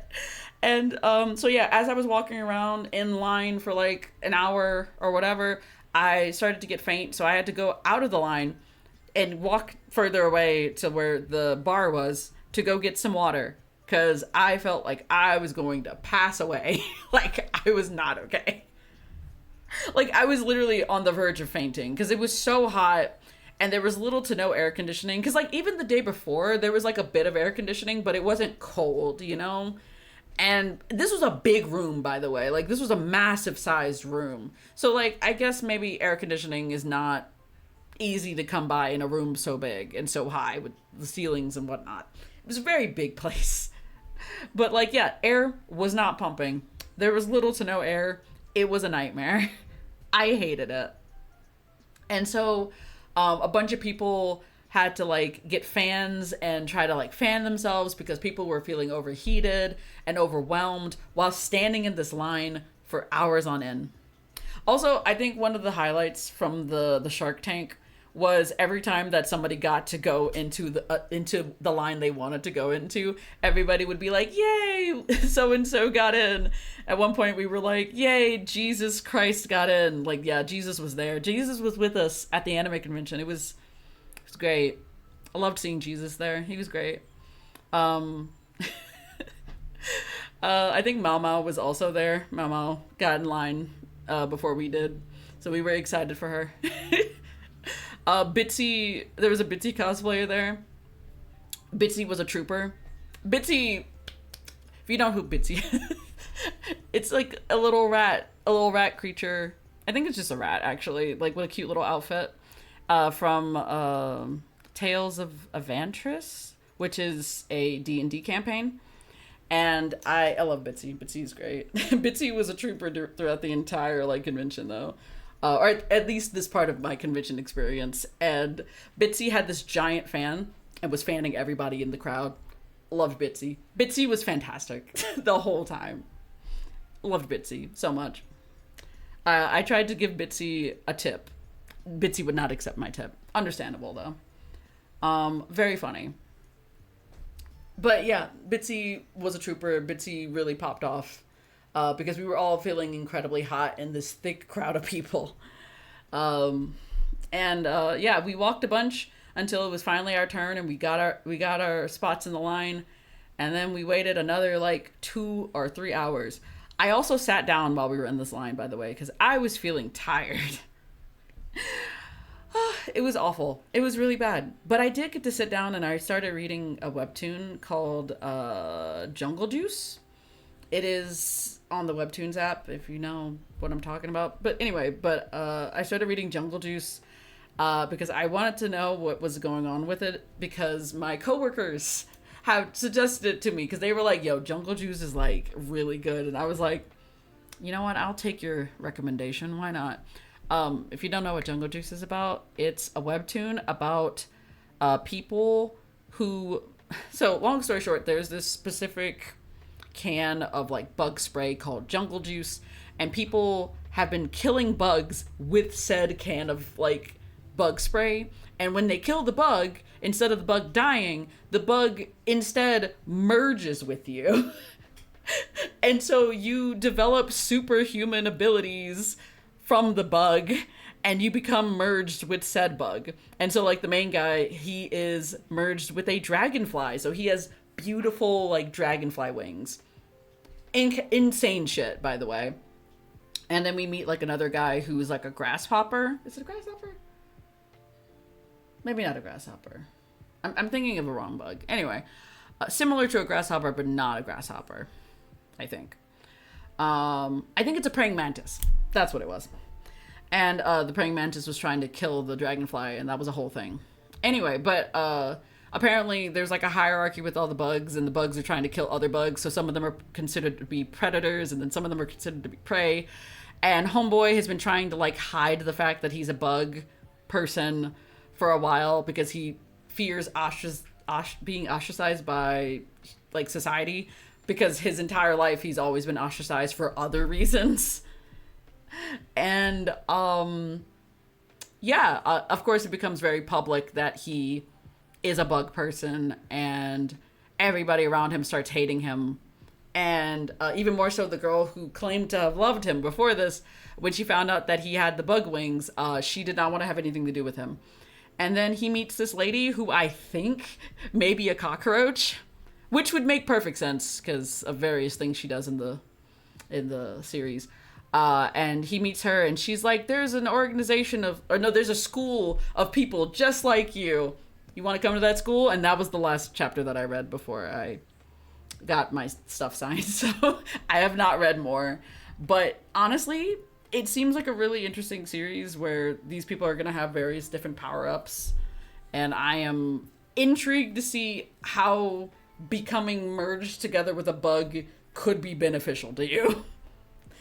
Because, like, I like the cockroach lady's powers, though, because, like, she, like, stood on the side of a building. Like, she was just standing there on the side of a building. I was like, bitch, how did you get there?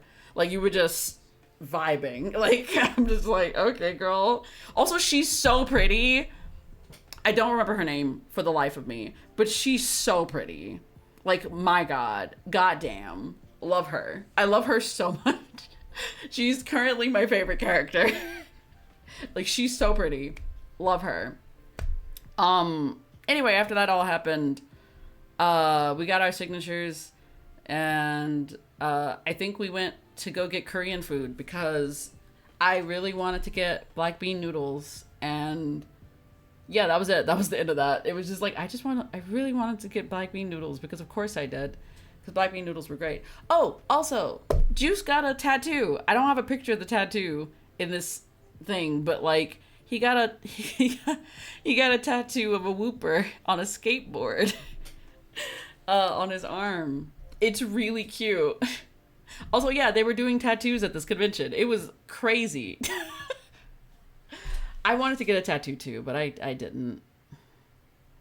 It makes me look tough. Yeah, little skateboarding whooper over there. A little baby skateboarding whooper. But yeah, very insane day. But I think I do have some pictures of the stuff. Yeah, we went to this place called Ajima, and they had this big cinema roll. Look at how big he is. I love him so much. And they put him in an apron because he works there. He's so cute. But yeah, we went there for dinner. I think I have food pictures. This is my black bean noodles. I love these. Y'all, I can't describe to you how much I love black bean noodles. I don't know why I love them, but they hit. That's it. Like, I don't know. But yeah, this one also had like little bits of like meat. And I think there was like little chunks of chicken and beef, I think, in there mixed together with some other vegetables. There were some potatoes in there and stuff. I was like, yo, this is actually crazy. I love like, I'm not used to having other things in my black bean noodles. Also, the Korean name is like jjajangmyeon. I fucking love jjajangmyeon so much. It's so good. Like, it is one of my favorite Korean dishes, but not many places sell it. And I'm just like, the fact that Ajima had it. Also, we did have appetizers outside of this, but once again, we were dying. So you don't get to see my appetizers because we didn't, I ate them super fast. Anyway, what else? Oh, this was food from the last day, which was Sunday. What else happened Sunday? I think we just did some light shopping to get some last minute items at the convention, and then I think we went to Ebisu, which was like a Japanese like store. They had a bunch of like Japanese snacks and skincare and stationery and blind boxes, gotcha. It was really cute. I didn't buy a damn thing from there though. I wanted to buy stuff, but they didn't have anything that like really piqued my interest. But they did have a lot of like anime stuff. I saw some Blue Lock. I saw some Demon Slayer merch. I feel like there was a few other things that I saw, but I can't remember. But like lots of cute stuff. I was very intrigued, but I wasn't like about to pay anything. Oh, they did have like little collectible card thingies with like the little wafer. And they had some for Genshin, they had some for One Piece, and I was like, man, I'm tempted, but I have no money at this point. I'm like, I got $2 to my name. But yeah, while we were in that area, we went to this bento box style place. They had bento boxes as well, I think. But we got these little bowls of like seafood and stuff. I think ours were like Japanese themed because they also had Korean themed ones and a few other things. These were, I think they were, what were they? I can't remember. Damn it. I know they're Korean. It's filled with like a Korean food, but I can't remember. But they were like wontons filled with like that, and I can't remember. But yeah, good shit though. Very good. I enjoyed these a lot. I didn't like the texture of this as much, but I did eat a good bit of it. I still have it in my fridge. Very cute place as well. I think that's all the pictures, at least from like the weekend that I took. Maybe there's more, but I'm not sure. Okay, this is starting the haul stuff, okay? This is the beginning of the haul. This is Juice's half of the haul. So, Juice Man got, I think this is Rimbombi. Is this Rimbombi? Or Cutie Fly? One of the two. Can't remember. I think it is Rimbombi. But it's a shiny sticker of this Pokemon. Very cute. I got Juice these keychains. I also got keychains for me too, because they were doing like a buy three get one free kind of thing, and so I got two because I wanted two, and then I was like, you know what, we may as well just get, you know, the one free, I guess, and so that's what we did. And we got a little Farina, and on one side it says Quasso. It says Quasso on one side, and the other side says Quasso. And then there's Anya with the Waka Wak, and then the other side says Heh. Of course it does. And then we have Anya and Bond as stickers. They're so cute. I really love this Bond sticker so much. It's so fucking cute. Juice also bought dice, because of course he did. They're really, really pretty dice, and they clink so good. I like the little clinky clanky sounds of the metal. It's very, very clinky clanky, and I do like that. 10 out of 10. Juice Man also bought tote bag of Curb. Very cute Curb tote bag. There was this one place that was selling a bunch of cute tote bags from various different animes. They had a yaoi themed tote bag, and I was like, oh, I'm so tempted to get it. And then I looked at it more, and I was like, oh my god, it's Alba. Alba's on the tote bag. I was like, of course it's fucking Alba. God damn it. I do like Alba, but damn, I don't know if I want like a tote bag that just said something along the lines of like yaoi is life. I don't know about that one. Like, how often am I using this tote bag is the question. Because I have tote bags that I don't use as of now. So like there's no point in me getting like cute tote bags that I'm never gonna use. He also got this cute little Kirby pop socket, which I think is adorable. And I forget this girl's name. I think her name is Megumin. God damn it, I can't remember her name. But it says explosion, and there's this little print of a snake. Yeah, it's a snake. And he got this for free, I think, because he rolled a giant dice, and he got this for free, which is cute. These were also free from a different seller. I don't remember what we bought from them, but they gave us stickers. That's all I know right now. He also got several sweatshirts and t-shirts. This is a Chainsaw Man sweatshirt, of course, of Pochita, which is super cute with the little breads on the sleeves. They also had one that was Sway Coco, which was so cute. Juice Man was really tempted to get both because they were both really adorable. This was, I think they said it was the Wampus, which was a cryptid of some sorts. And it's a really cute t-shirt. Also, this is like hot pink. It's not like red. It looks red, but it's like hot pink for the shirt. And it's a really cute little shirt with all the little ghosty goes in the back. Very cute. And then, wait, I just realized I didn't get a picture of this one, but this one is the green one is a little sweatshirt with a little frog on the front of it. Very cute. These were all the prints that Juice bought the entire weekend. We got a One Piece print.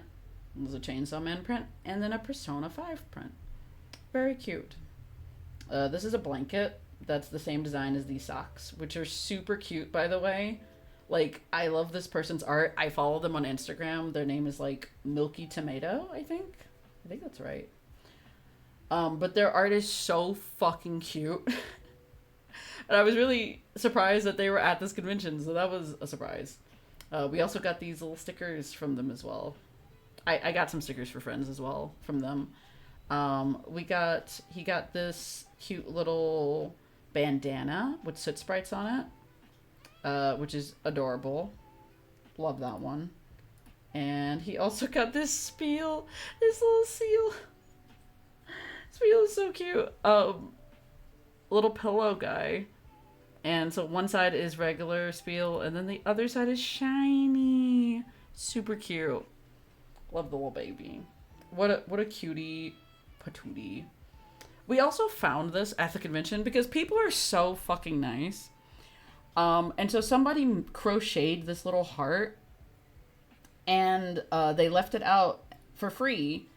And it's like you're in someone's heart, I guarantee it. And then this is their Facebook page. And so they left out a little cute little heart. It's super cute. So Juice picked this up, so that's also a part of his haul, technically. This is my haul. Oh, he also got us a print signed by Laura Bailey as well, so that's also a part of the haul, technically. But not pictured. Since it has his real name in it. I got several keychains. These were like, well, these were not the only keychains. I was going to say, I was like, no, it's not the only ones. I saw this and I immediately was like, I have to have this. Because initially the way that they showed these were like, it was like little photo card things. And I was like, ooh, that's really cute. But it turned out that the photo cards were actually for a keychain. And I was like, oh, that's even more like tempting. And I don't think I've really talked much about it, but I fucking love Uta from One Piece. Uta from One Piece is the reason why I have split hair for my VTuber model.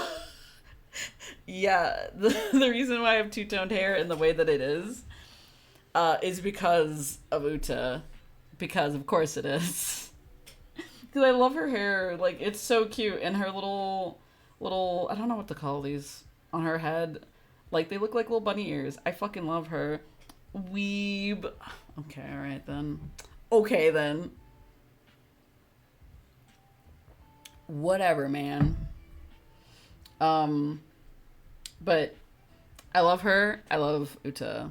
I also love Uta's singing voice, who is Adu, which I recently learned that Adu's name is not pronounced the way that I've been pronouncing it, which I feel stupid because I think it's supposed to be Ado, which is even funnier because I was just like, oh, I've been pronouncing this wrong for like years. Love that for me. But will I change? I don't know. Maybe. I don't. Will I change my pronunciation at some point? Probably not. I also got these two little keychains. They're both double-sided. I don't think I have the picture of the other side of them. Or maybe I do. I don't remember. I do. But this side says, I am become death. And then we have Iron Mouse with the Connor. I love it. They're so cute. I love the fact that they even had Klee. It was just really cute. I had to get them. And then of the other side says Tactical Newt and very angry Connor. Or very upset Connor.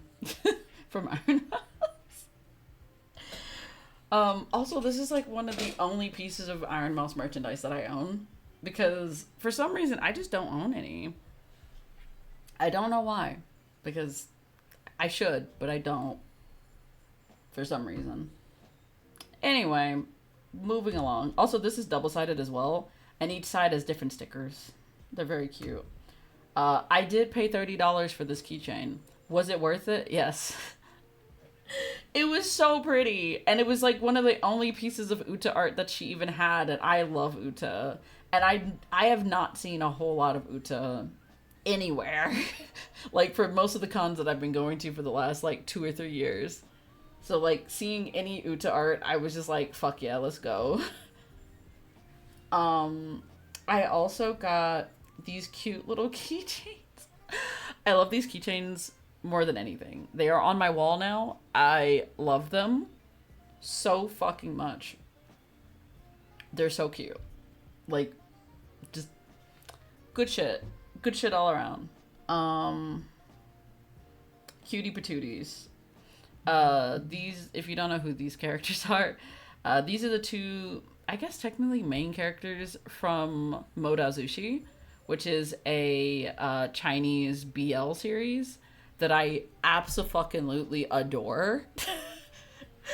Like, I don't really talk about it much, but also I heavily fuck with this franchise. Like this is my shit. I have t-shirts for these boys. Like this is my shit. I love this so much. But yeah, somebody was selling a bunch of Modazushi and Heaven Official's Blessing merch and stuff. Not just those two things, but they were also selling a bunch of other things. But they had these cute little keychains of Wei Wuxian and Lan Wangji, and they're also double sided. It's so cute. So like on this side, Wei Wuxian's holding his little emperor smile like jug, and then Lan Wangji's holding his little bunny.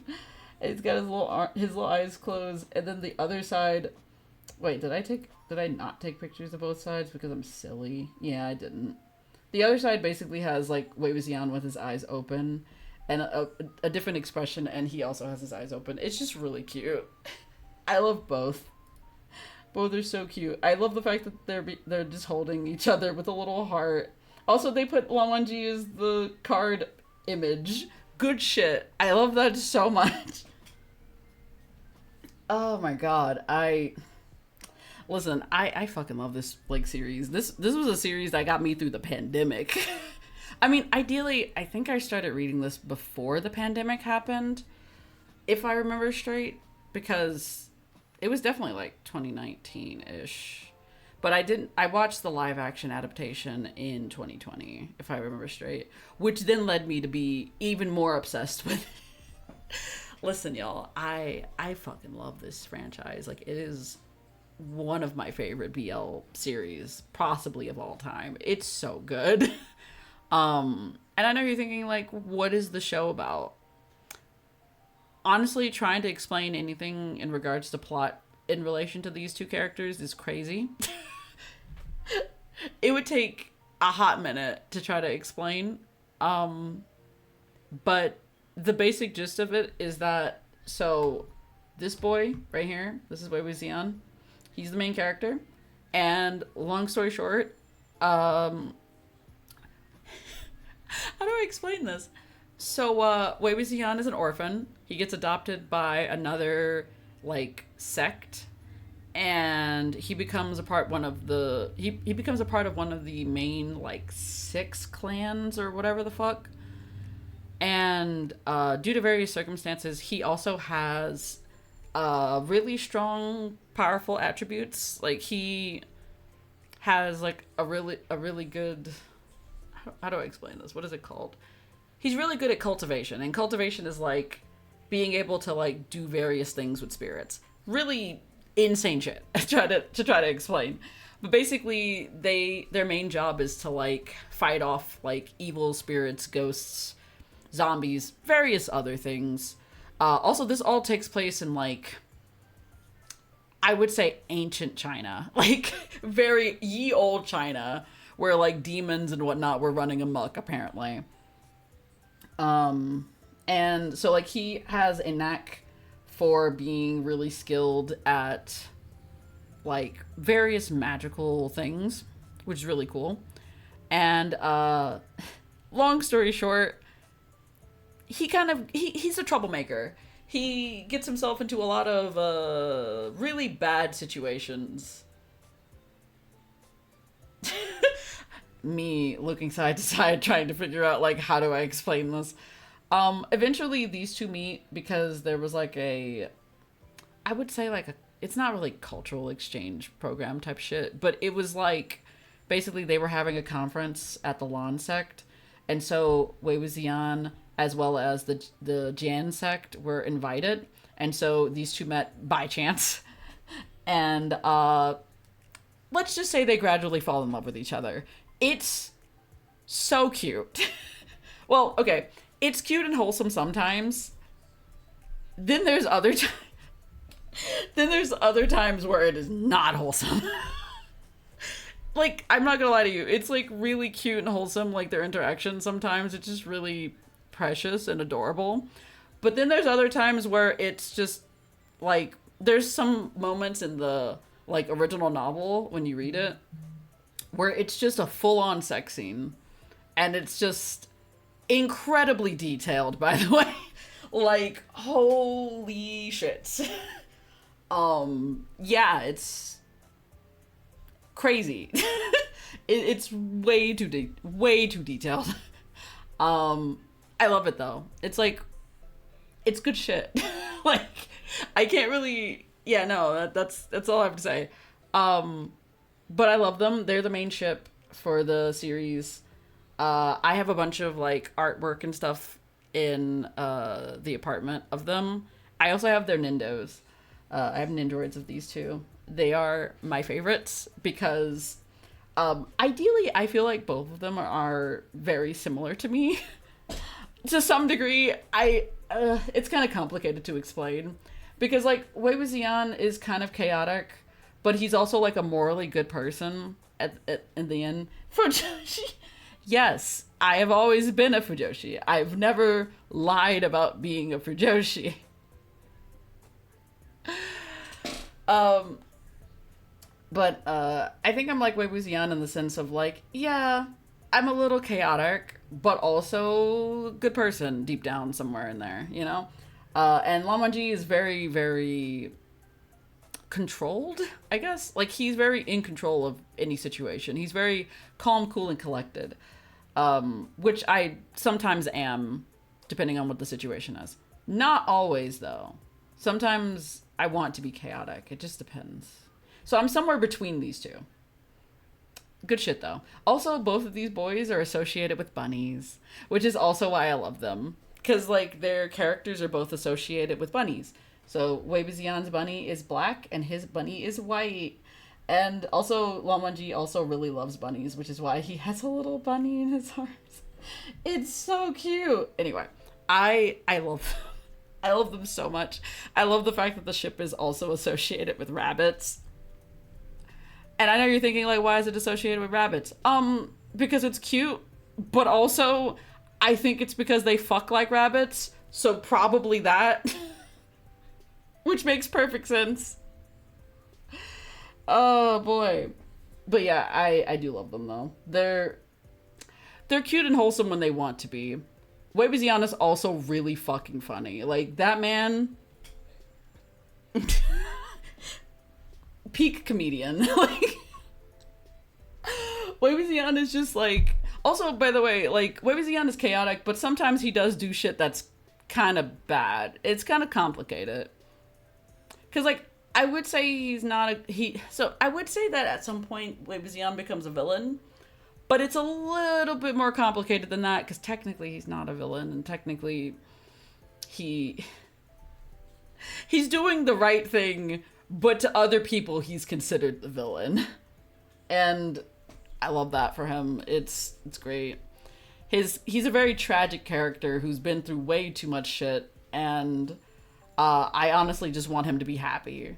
And God, but Lan Wangji and Wei Wuxian's relationship is really cute though, and mostly wholesome. Occasionally it's not, but most of the storyline is wholesome. However, if you do watch like any of the anime or the live action adaptation, or if you read anything else, it'll probably be very PG-13 because of the fact that it's heavily censored because it came from China.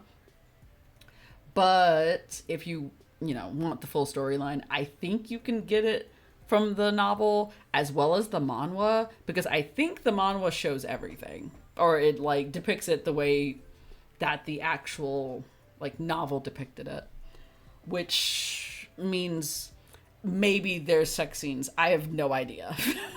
Like not a single clue, because I have not read any of the manhwa, mostly because I've already experienced it 3 different ways. I read the novel, I watched the anime, and I've watched the live action adaptation. I think I've like put myself through enough. Also, did I not mention that this is like a very tragic story? Like, did I not mention this is like traumatizing? Like it's great. And I love the characters and everything, but like, damn, it's sad. It's sad, it's traumatizing, it's great. It's great. Like if you want a really sad but like good time, this is it. This is it right here. Also, if you're wondering, the English title is like The Grandmaster of Demonic Cultivation. I have to look at the novels because I always forget. But these are my boys. Wei Wuxian is my homie. I love him more than anything. Like If he wasn't gay, he could get it. But like, honestly, I could say the same for both of them. Like, but at the same time, like, nah, they like each other.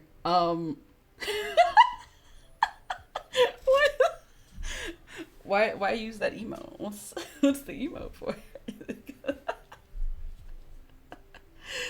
Listen, I really do like both of them though. Also, the rest of the storyline is really interesting because like the main storyline is actually a murder mystery, which is really fun. Because I love a good murder mystery. Murder mysteries are my like jam. It's my shit. But yeah, I was just really surprised that they had anything for this fandom because I've never seen anything for this fandom in the years that I've been in it. So I was very happy. They also had ones for Heaven's Official Blessing, or Heaven Official's Blessing, Jesus Christ, every time. And I also love that show, and I also have art and stuff for that show. I need to get more art, though. I didn't buy anything from that couple in particular, for Jillian or Sanlong. I didn't buy anything for them because I had little to no money at this point, because these two little charms were like $15 together. I do like the fact that they included both of them for the set, though. Like, that's good shit. But probably I will buy the other two boys at some point because I have to have both sets of gays. And I hope that I didn't check the one for Heaven Official Blessing. I hope they have both versions of Sanlong as well, because that would be great. And I know you're thinking, what do you mean by both versions? Sanlong can shapeshift, so he looks a little different sometimes, and then other times he looks like his usual self. It's kind of complicated. He has a different appearance, which personally I prefer the other appearance over his regular one, because his regular appearance he looks like a teenage boy. I don't like that one. I like the grown-ass man one with the eye patch. Give me that one. Anyway. Ass man. You give me the ass man. Anyway, continuing on, because there's more things. I bought Pokemon cards. Not just any Pokemon cards. Well, I think I bought Pokemon cards, and so did Juice, because I think these are both of our sets of cards. We bought Prismatic Evolutions at the convention, and they were like $10 a pack. And these were the cards we got from the Japanese set. And I got an Eevee. It's so cute. I got an Eevee. Juice got a Vaporeon. I think Juice got these ones over here too, if I'm not mistaken. I forget all their names because of course I do. I think this is Shi Po, if I'm not mistaken. I forget this Pokemon's name. I think it evolves from the Sword Shield Pokemon or whatever.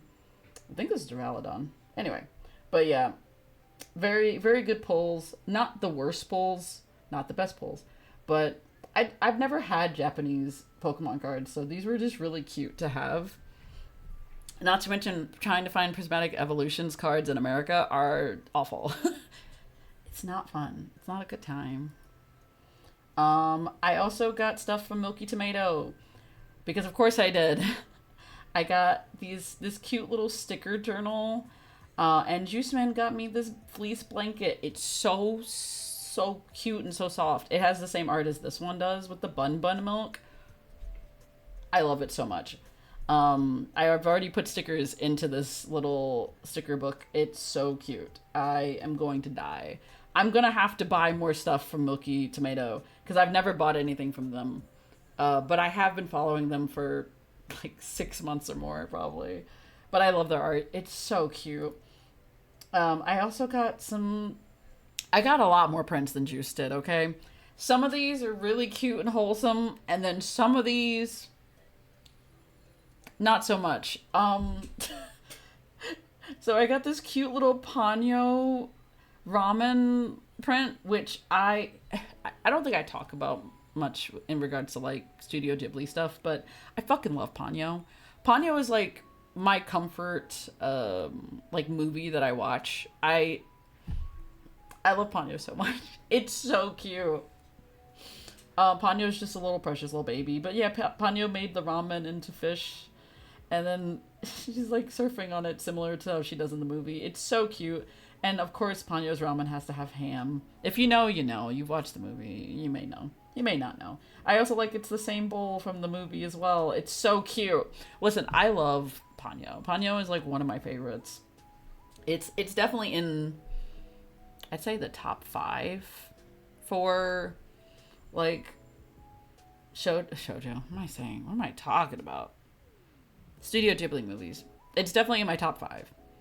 I cannot put them in any specific order, but like it's definitely up there because like Spirited Away, The Cat's Returns, Howl's Moving Castle, Ponyo. I'm not sure what the 5th one is. Probably Kiki, honestly. But like these are in no specific order. But like I very rarely ever see Ponyo art, so I had to get this. We're gonna put this in the kitchen because it's really cute. I'm gonna frame it and put it in the kitchen. And of course, since I was getting stuff signed by Laura Bailey, I had to get a Fruits Basket print. And this one's so cute. This one was by this person whose name is I think their thing is like Lovely Illustration. I'm not sure. But yeah, and it's Toru holding Kyo as a cat and then all the little zodiac animals. It's so cute. I think they're in order, actually. Are they? Yo, I think they are. Oh, they are in order. Oh, that's so cute. Because, yeah, it's rat, ox, tiger, rabbit, seahorse, which is dragon, snake, horse, ram, I think this is monkey, and then there's rooster, dog, and then boar. So cute. God, it's adorable. Listen, I'm not gonna lie to you. I have a lot of Fruits Basket, like, fan merch, fan art, fan merch in general. I have a lot. I have, like, a bunch of enamel pins that are both official and, like, unofficial, like, stuff. And then I also have, like, tons of prints. I don't have them all here, and I will get them from my parents' house at some point. But I want to decorate with all of the prints that I have. I have so many. And I'm looking forward to that so much. Super excited for that. But I did put this print on my wall today because it's super cute. It's so cute. These are the prints that I said that were not as wholesome.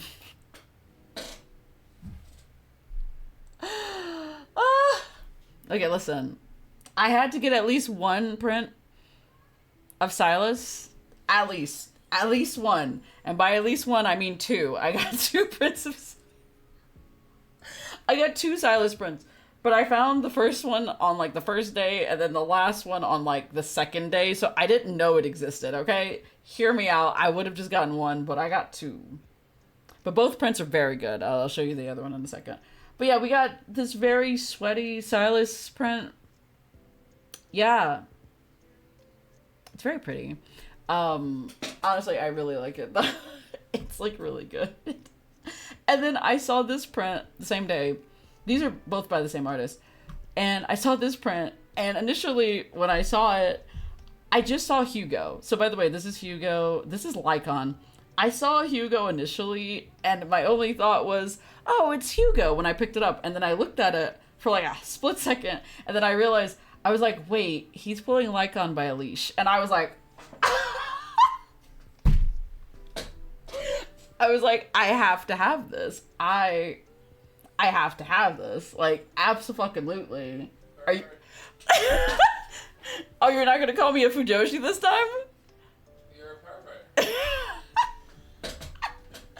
Listen, if there's one ship I can tell you that I love from Zenless Zone Zero, it's this ship. I love Hugo and Lycon. This is like peak ship. Peak ship. It's such a good ship.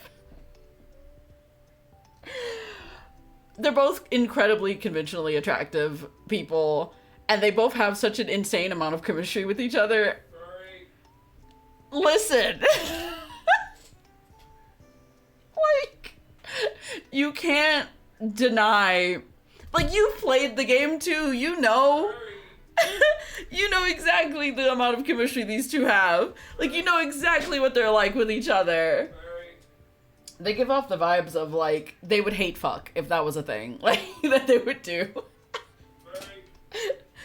Yeah, I'm a furry. Leave me alone. Clip it.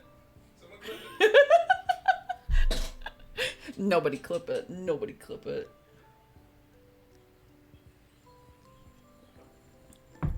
Anyway. So, good shit. Good shit. Also, there was no Lycon prints. I was kind of disappointed. This is the only Hugo print I saw all weekend. Only one I saw. And, yeah. And Lycon was featured, kind of. But, like, no Lycon prints. Big sad. Big sad. Yeah. On to the next ones. These three were all by the same person. And their name, let me see, I think it's in one of the other prints. This is their name. It's like Malicious Society, which is really, honestly, I really love their art. Their art is so good. It's so pretty. Like, it's so pretty. I got this print from my friend who used to work with me at my current job. And she really loves Gojo Ghetto. And I was like, I saw this and I was like, oh, this is perfect. Because I wanted to get her a gift. And they have the little red string of fate tying them together. Like, peak ship print right here. I love this. Like, this is so cute and subtle. Good shit. I also got this Catch-22. I think this is Catch-22. Print of Silas. Yeah, I have nothing to say about this one. Yeah, this one is just... Yeah. This is the second print I got. I also got a Genu print. Because of course I did. Like, have been obsessed with Genu since K-pop Demon Hunters came out. And Genu obsessed, yes. But yeah, Demon Form Genu had to have it. It was too good to not have. But yeah, good shit. I love this part of my haul. This is I really love this person's art. It's so pretty. Like, I don't know how to describe it. It just looks really... It just really looks nice. I don't know. All of these are for friends. All of this is for one friend. I've already, like, showed it to her, so it doesn't matter. But I got all of these for her. She loves Johnny from NCT 127. And she also likes very chaotic things. Very chaotic, very, like, cryptic-like creatures. Like, that's her shit. Like, she likes very weird things. But I love that for her. And I thought these were really cute and funny. The little cat with, like, 3 eyes. What would Mothman do sticker. May I bite your ankles. Good shit, good shit. Just cute, wholesome things. All 3 of these stickers came from, I think it was Milky Tomato as well. I cannot for the life of me remember if I have the card for this person, and if I do, I can't remember their name off the top of my head. Because they also had a bunch of other, like, photo cards for other K-pop groups, including 17, and I was like, damn, it's crazy. I got green tea while at the convention because I saw that there was a booth selling tea. There was actually 2 booths. Well, there was one booth selling tea, one booth selling coffee. And I really wanted the tea because I drink more tea than coffee.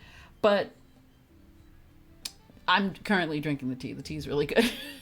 Like, it smells really nice. It's really good. It's loose leaf tea. I heavily fuck with this tea. Also these 2 prints are also gifts for friends. I got one Zane for Fizzy and one Zane for the same friend who got these stickers.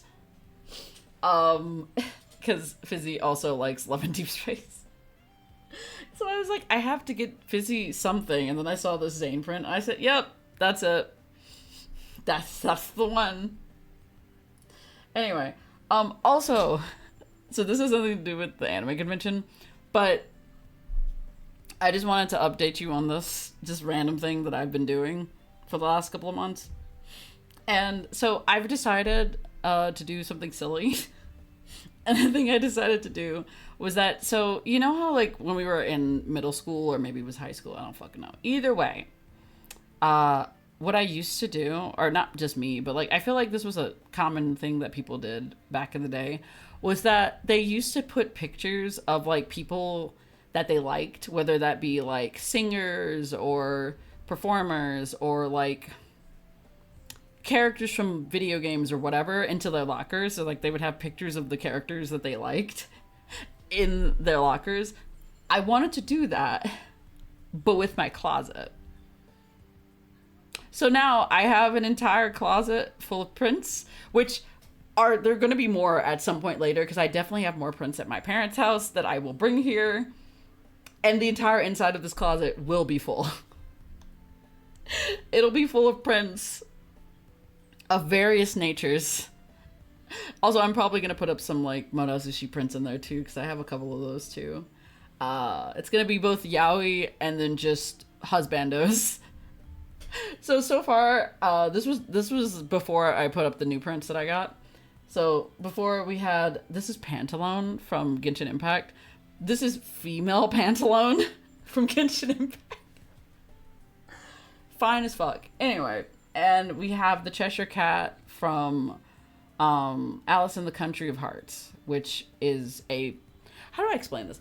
It was a manga series. It was also a dating sim. And I fucking loved Alice in the Country of Hearts. And I went to an anime convention a couple of years ago where I got these prints.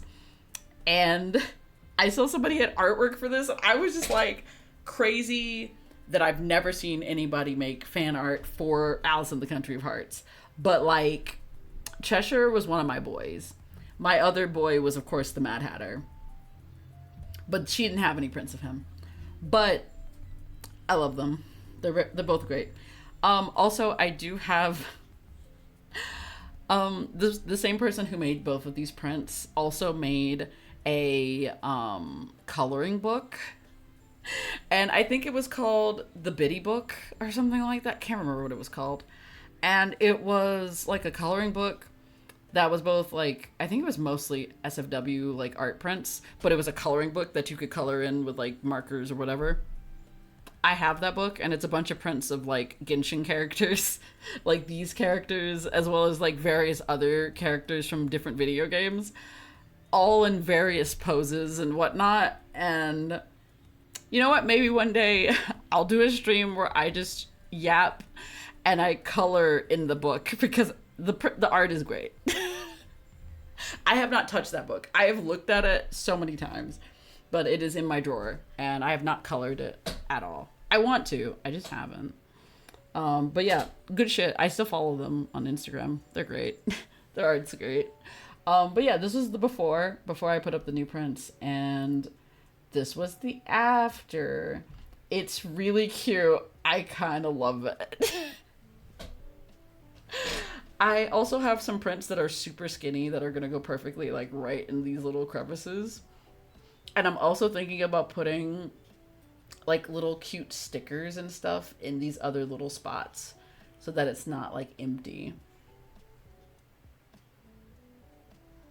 I'm chaotic. That's where I'm at. Also, this is a great use for like washi tape. I used a bunch of washi tape to put up these prints, and it's so cute. Like, I like how cute and frilly the washi tape is, and then just low-key smut some of the prints are. Like, I don't even know. I don't even know. But it's so good. Like, good shit. I think that may be the last print. Yeah, that was the last thing. Or that was the last thing I had in here. So, yeah. But yeah, I put those up earlier today because I felt like it. Because I was like, where am I putting these? And I was like, because I know some of these I'm not going to put out in the open. Because, it's not even that it's, like, bad. Because, like, the Genu print I could have just put out on the wall. But I have, like, specific themes for each little area on the walls because I'm insane. And, because, like, one wall is going to be just Fruits Basket. Another wall is going to be, like, a weird hodgepodge wall. And then another part of that same wall is going to be only idol-related stuff. So, like, none of that matched. So I was just like, you know what? I'm just going to put them in the closet. Because, yeah, why not? Good shit, though. Like, just really, really fun stuff. Fun. fun stuff, I would say. I think that was the last. Yeah, it was. But yeah, I had a good time at the con. I spent way too much money. I next time I go to this convention, I'm gonna have to like budget or whatever, because rule number one of going to an anime convention is you should definitely always budget. Like, I'm not gonna lie to you, you should get cash. Because at the very least, then you can manage how much money you have spent and how much money you have left. Because I'm not gonna lie to you, if you just let me have a credit card, I'm just gonna go tap, tap, tap. That's what I did on the first day. It was a terrible decision. Terrible decision. I spent way too much money on just anime related merch. It's way too much money. What else was I gonna say? Oh, also, when I wore my Toru Honda cosplay, had a great time. I looked adorable. I got dozens of compliments. Lots of people loved my iteration of Toru. It was super cute. Listen, I've always wanted to cosplay as Toru, but I've never done it. Don't know why, by the way. I have zero clues why I've never done it. But like, I really enjoyed cosplaying as Toru. It was really fucking cute. I also just, I don't know. But I will say this about the cosplay itself. Cosplay was not made with people who have titties or ass in mind. And I can guarantee you, like, I had to wear shorts under my skirt because I was like, listen, I'm scared that somebody's gonna see all of my ass. And that would have happened. It would have absolutely happened because the skirt was definitely higher in the back than it was in the front. And I was just like, well, shit. Also, another thing is that anytime I would try to, like, lift my arms up above my head or, like, just up in general, it would bring up my entire shirt, so you would see all of my stomach. I had that happen like once, and I was like, shit, I forgot about that. I was like, I can't lift my arms at all. Because if I tried to, you're just gonna see my tummy, like, for a hot minute. And I was just like, ooh. But yeah, ideally, the cosplay itself was really comfy to wear. I enjoyed wearing it. Prove it. Prove it! I don't have it on me. Do I look? But yeah, no, like, I was just like, it was really cute though. It came out really well. They did give me like knee-high socks with it, and they worked really well actually. They did not fall once. I did appreciate that. However, they became a vice grip around my like upper like calf to the point that it started cutting off circulation. Love that for me. Other than that though, I had a good time cosplaying as Toru. I always have a fun time cosplaying in general. There was also like a wide variety of cosplayers at the convention, which I haven't talked about. I also don't have any pictures of them because of course I don't. There was a lot. There was a lot of cosplayers. Like I said earlier, there was a Bitsy cosplayer. Jesus Christ was there. It was crazy. We saw several members of the Fantastic Four, a bunch of Power Rangers, several Toru Hondas. Like, there was a lot of has-been and hell of a boss characters, of course, to be expected. I'm trying to think of like other fandoms that were like represented. There was a lot of like smaller fandoms that weren't even anime related, but they were like animated characters but not anime, which was really, honestly, really hype to see. Because there was a Mordecai and Rigby there. There was like several groups of Amazing Gumball like cosplayers. I was so surprised. I was like, good shit. There was several people from like South Park. Like, I was just like, it's not just anime cosplays. It's a little bit of everything. There was also a lot of like Genshin, of course, and Zenless and Honkai Star Rail, and it was a lot of all of those as well. But like, I love the mixture. The mixture of cosplays was really fun. There was also some Dan to Dan cosplayers, of course. Um, Other things I want to comment about that I did notice during the convention, and I think this was more so towards the later night portion of the convention, was that Boba Tea gnarly Tesla. One of the things that I did notice, especially towards the like later parts of the night, but not it wasn't even like that late actually when I noticed this, but a lot of people had on like outfits, not necessarily cosplays, but just outfits where like they were just double cheeked up. I was like, damn. I mean, it's not unexpected because like I've been to a lot of conventions. I've seen so many cheeks in my life. Way too many cheeks. But like it was so much. And I was just like, damn. Like there were so many cheeks. There were so many like shirtless men. I was just like, Jesus Christ. There was like one cosplayer, I forgot who it was, but I think Juice noticed them and then I had to look as well and I was like, damn, I don't remember who the cosplay was of, but like they were double cheeked up and this was a man and I was like, Jesus Christ. The ass was ooh. It was just there. Jesus Christ. But yeah, the outfits really good. And like they really went all out for like the it was rad. It was so good. Like the cosplays were just really good. But also like yeah, absolutely double cheeked up. We also realized that we were really old at this convention. Because we realized that we couldn't go as long or as hard at like the convention as we would normally. Because like usually whenever we would go to conventions like in the past, we would be able to like go to the convention, stay at the convention like all day long, and then go back home, go to sleep, and repeat, right? For 3 full days. And this convention was 4 days long, but we didn't go the first day.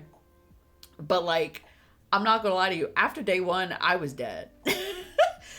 Day 1 happened, I had walked like 22,000 steps. And then like, I was not okay. And I was just like, I gotta go to bed. Like, I was ready to go to bed. Like, it was, I've gotten to a point in my life where I'm old. And I hate the fact, Schumer's old. You're also old, Juice. But yeah, we realized that we were old. Because, like, we were like, man, we just can't stay at the convention all day like we used to. Because, like, by midnight, we were, like, tired. Like, we were ready for bed before midnight. And that was crazy. Because, like, normally, like, we just stay up, like, super late. Like, till, like, 1, 2, 3 a.m. But, like, not, like, going out and being social, though. Like, fuck, man. We were tired. We were so fucking tired. I enjoyed the convention. It was just that I wish we could have stayed longer, or I wish we could have done more things, because a lot of the like panels and stuff, they had so many people in the panels to the point that we couldn't really go in or like enjoy ourselves or anything to like any of the panels, and it was just kind of disappointing, especially with the amount of money that we paid for these badges, because it was like $140 to get into this convention for a 3-day badge. And mind you, it was $140 without tax. With tax, it was like $160. And it was so expensive to get in. And I understand why it was expensive, since it was like, you know, like there were so many like big name voice actors that were at the convention. And like it was just an insane grouping of people. Because like Barney's voice actor was there. Donald Duck's voice actor was there. The majority of the cast of Has-Been Hotel was there. Viv, the creator of Has-Been Hotel and Hell of a Boss, was there. Like, it was so many people. And then there was even more people. And then there was all these comic book creators and like book creators. Like the creator of like Dragon Tales was there, and I was just like, what in the ever loving fuck is this? Like, I've never in my life seen this weird of a group of people in the same location.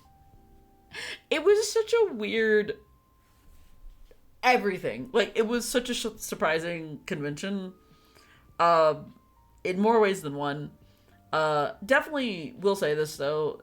They definitely need to like get their shit together because there were several like issues throughout the convention. Like outside of the whole like overcrowding thing that happened on Saturday, like it was also incredibly hot. Like there was like no free water. You only had the option of buying water, and with it being like close to 100 degrees outside, it was kind of fucked up to be like, hey, spend $5 on this bottle of water or die of dehydration. Those are your options. It was also really fucked up because ideally a portion of the convention was also outside because there was like they had like a whole area for like food trucks, and then across the street they also had an area where there was like a stage where there was like a band performing. There was like wrestling that would happen as well at some point. And then there was more vendors that were selling food and like merchandise. And then there was like a car show. There was like an entire area where people had decked out their cars and with like different anime characters, video game characters, and various other things. And it was just like, and all of this stuff was outside in the heat. It was awful. I hated it. I hated being anywhere near it. Yeah, it was really upsetting. I don't know. I hated it a lot in that regard. But maybe next time they shouldn't invite as many like or let as many people buy tickets or something. I don't fucking know. But like I don't know. It was a very interesting convention. I enjoyed myself. I'm trying to think of like other things that happened. Let's see. You trying to get a bot to Bingma over there? Wait for it. I also got one today. It doesn't count if I don't hear it. It did count. No. Oh, also another thing.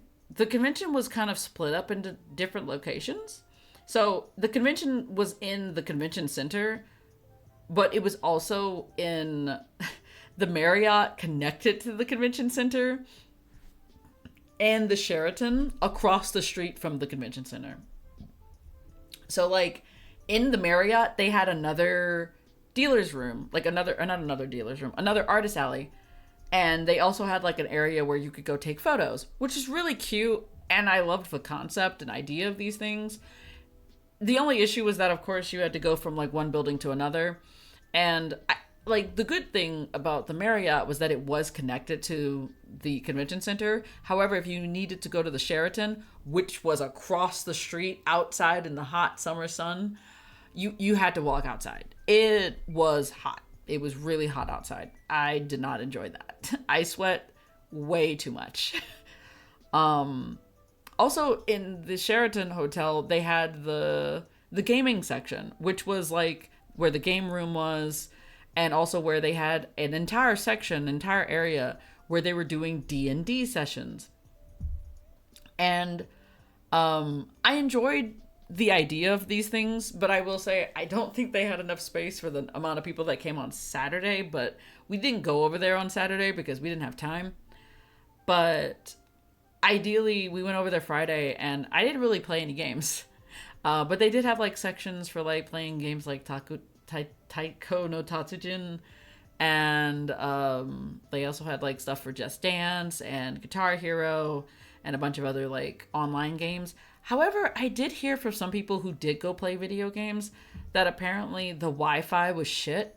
So like all of the games that needed Wi-Fi were just fucked. That was a problem that I heard about, so that was fun. But they were doing free D&D sessions, and Juice got to play one.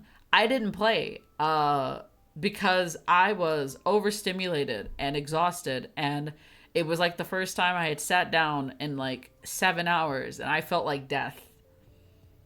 Good times. But yeah, so I just sat in on the session, and watch them play. And we were supposed to go back and go play another session, but that just never happened because we ran out of time.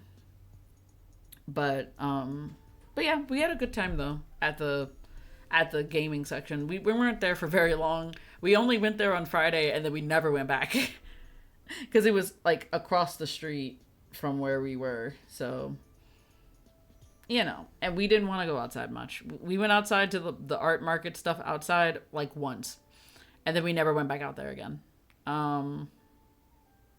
Also, the food that they had outside in the food trucks was really expensive. Like, they had a pretty, like, medium-sized pizza. Not even medium. I would say probably somewhere between a small and a medium. And that pizza was, like, $20. And I was just like, that's crazy. $20 for that. And I was just like, I could go get a pizza slice the size of my arm for, like, $6. That's crazy. But, yeah, I don't know. It was... But, like, if you wanted to have like a very convenient time and to be able to eat nearby, like that was like the only like option, I guess. I don't know if there's anything else that I haven't talked about. I don't think there is in terms of like yeah, I think that's about it.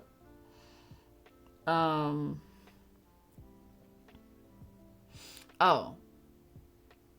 I don't know. I don't think there's anything else. But like I don't know. The convention was fun though. I enjoyed myself. I had a good time. I had a nice little time. Honestly, wish I could have gone to more things like the panels and stuff, but like it was full up. You know, everything was like full of people. There wasn't really much I could do. I guess. It was okay. It was alright. I enjoyed myself though. I had a nice time. Oh, sorry. So, I've gotten to a point where I've run out of things to yap about for like a split second. Short, you're small, you're mean. What the fuck? Since I have run out of things to yap about, what I'm gonna do is that honestly I want to watch the yap about how hard it is to move around because you're 2 feet tall. What? I'm not 2 feet tall. What are you talking about, man? But I want to watch the Genshin trailers, or not Genshin trailers, but the videos for like the Moon Sisters and stuff, because honestly, I haven't rewatched them since I initially, like, saw them. Let's see if I can find the original video. I almost spoiled myself. I almost spoiled myself for the summer event. Oh my god. What in the ever-loving fuck? What the fuck? What the fuck? Why would you do that? What the fuck? Who fucking makes a spoiler related video and the event came out like less than 2 days ago? Everyone. It's been 2 days. It's been 2 whole days. Oh my god. Shut up. Stop talking about the Welcome Moon. God. Anyway, hold on. But yeah, what the fuck? Wait, so is this the same trailer as that one? I have no idea. I think there's actually 3 trailers that I wanted to see. Let's see if this is the same one. Maybe it is. I don't know. Hold on, I gotta stop the audio from the other one.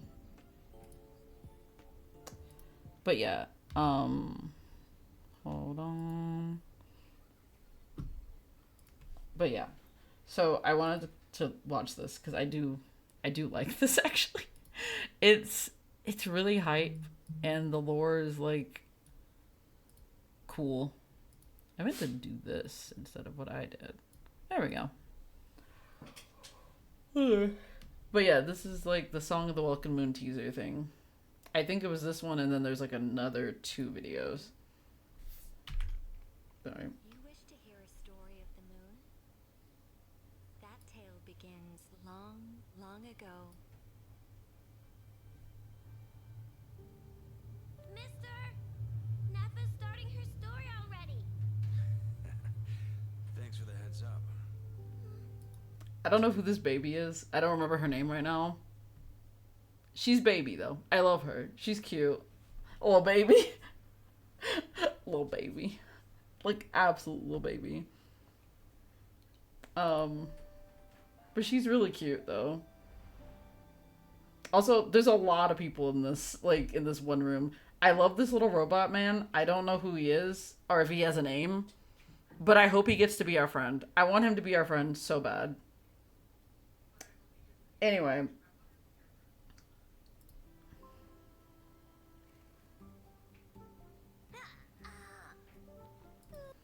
She's also giving, like, baby vibes. But, like, I don't think she's, like, an actual child, though. I think she's, like, a teenager. Something like that. I don't know. Maybe I'm assuming. Look at her little eyes. The moon's a long way off. We might go hungry, but at least we have plenty of time. Also, she's very cat-coded. I don't think she is a cat, though. I'm tired of Genshin. I'm tired of Genshin giving us cat characters that aren't cats. Or characters that have cat features but aren't actual cats. That's happened way too many times. Like, just commit. Give us a full cat. Give us a full cat lady. Please. Hey kid, that headpiece of yours is pretty unique. Who designed it? Could you hook me up? Also, Durin is the first cat boy. I don't think that's how that works. Also, that man's a dragon. With his cat wings and cat horns. Kirara's a cat lady, dum dum. Kirara is a, what is she? God, what is she? She's like she's a cat yokai. She's a Nekomata. She doesn't have cat ears though. Like, that's the thing. She has the twin tail cat thing. Diona then. Diona's the only cat girl that is a cat girl. Yes. What about Nekomata? Nekomata is in a different video game. I'm talking about Genshin. Nekomata is from Zenless. What are you talking about? What about Nekomata? I already said. What'd I just say? What'd I say? What did I do? Also Durin. Durin face reveal. I guess technically. I mean, technically we did see him after he became human in the cutscene, but we didn't see all of him. I don't know. Or more of him. But he looks adorable. I love him. I hope he's playable. He probably will be, though. I feel like after all this that happened to him, I feel like he has to be playable, right? Hopefully. I don't know.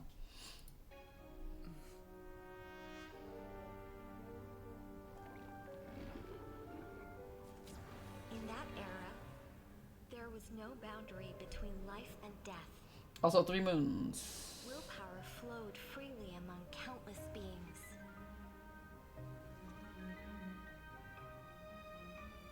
The primordial being that once ruled this planet made 3 moons. Why did they make 3 moons? Also, primordial being. I'm concerned again. Like, are we talking, like, dragon primordial? Because, like... Kahula Kahula created the world, the 3 moons. I don't know. I don't know how to explain. I'm so intrigued and I want to know more, but we're not going to get anything until we get to Not Cry, which is going to be like a couple more months. God, I'm sad. Rise from the earth.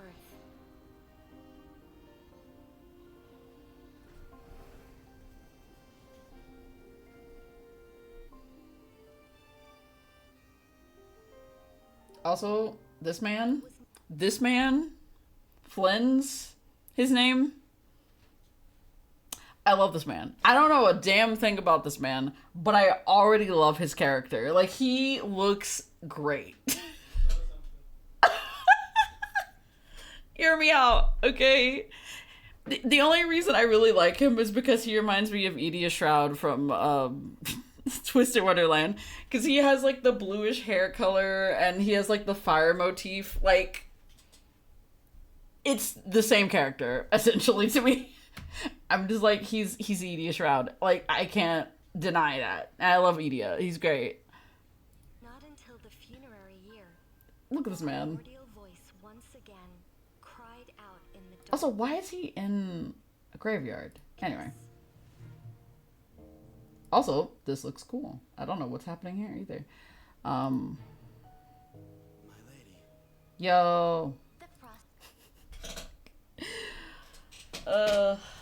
Sandrone. and scions again. I'm not gonna lie to you. I really want this big robot man to come with her as like, and they fight together. I need it so bad. I need her to be playable, but she also bring big robot man. I need it immediately. I also hope that, because like I was talking to Juice about this the other day, and he was like, "What if Sandrone isn't the girl and the girl's the puppet, but the person who's Sandrone is the robot?" And I was gonna be like, "Please don't let that be the case. I don't want that." Like I don't know about that one, Chief. I don't like that one. That sounds awful. I don't want that. Affably futile rebellion. Oh, pale white frost. I love her. I love her so much. She's like a deer. I love her. Or is she like a not a deer. What is it? Antelope? Something like that. I think it's an antelope. Antelope. But I love her. She's so pretty. A loyal emissary and scion of Hyperborea, beseech you to cast down your gaze from the celestial dome above. May your gentle tears pierce the frigid night and grant us the forsaken and forgotten. She's so pretty. I love her.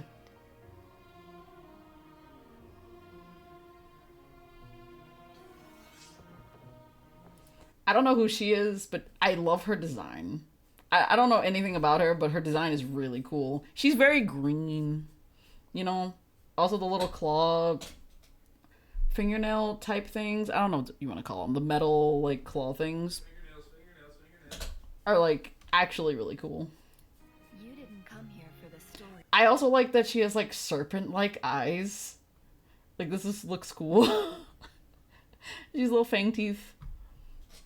She's not, like, one of my favorite ones, but I do like her. Like, her design is really fun. Did you? Finished already, huh? No.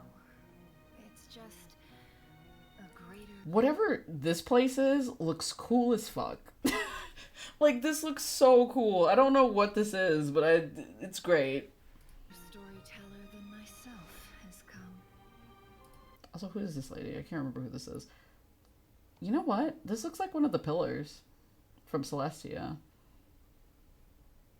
Maybe I'm overthinking things. Anyway, Now, beyond the moonlight's reach, an ancient shadow brandishes its hunting claws. She seems to be like- aim at the stars. I was gonna say a fairy, a pixie kind of vibe. You're right. I came here for the moon. Varka reveal. I love the fact that I didn't catch on to who this was, but Juice did. Juice saw the wolf's gravestone and was like, "Hey, yo, why does he have the wolf's gravestone?" And then he was like, "Varka?" And I was like, wait. It's like, wait, is that actually Varka? I was like, is this actually Grandmaster Varka? She's a Hexen Circle. Is she? She's one of the Hexen Circles? Oh, that makes sense. Also, yeah, Varka reveal. After all these years, we finally get Varka. We finally get a model for Varka. God, it took forever. God, it took forever. He sounds cool, though. His voice sounds really cool. I just wish... I'm gonna say something. I just wish he was a bigger man. I just wish he was, like, a larger man. By which I mean just, like... I don't even know his laugh. His laugh, not mine.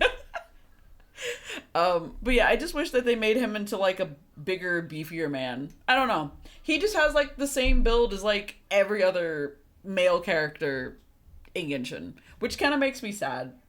Like, like, I'm not gonna lie to you. If you ever see any of the characters from Zenless, honestly, I could show like the Zenless trailers. There's like a 2.0 Zenless trailer.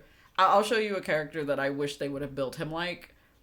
But like, if they built this man like they built Minato, bitch, I would have been more into him, way more into him. But like, he just looks like a guy. He looks like he's somewhere between a Venturine and like somebody did like a video where they like cut him in half and like half of him is a Venturine and the other half is like Risley, and I was dead because that's essentially what he is. And I'm kind of like, I mean, at this point, I'm kind of low-key disappointed. But that's just because I was hoping he would be a bigger man. I was hoping he'd be a big man. Like Capitano. If only Capitano was playable. Anyway. But yeah, no, I do look forward to seeing more of Varka, though. Like, I do look forward to seeing Varka in general because it's Varka. I love Varka. Varka's great. Anyway. Also, why is he coming to steal the moon? Who knows? Also, is she one of the Moon Sisters? I can't remember. She's so pretty. Also, what did you cut? Other questions I have.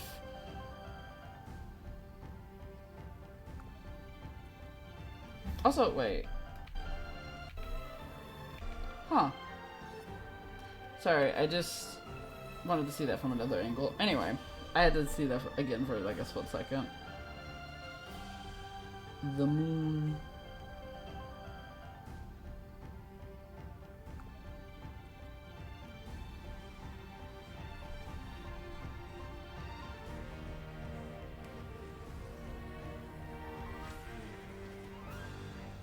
Yo. Yo, this is hype. Also, yeah, he seems really cool. Like, I do really like Flens. Like, he looks great.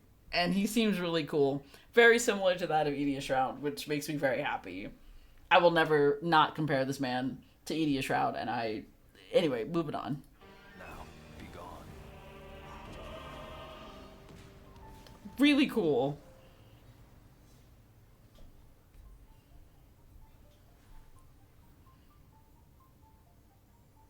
So elegant, so pretty.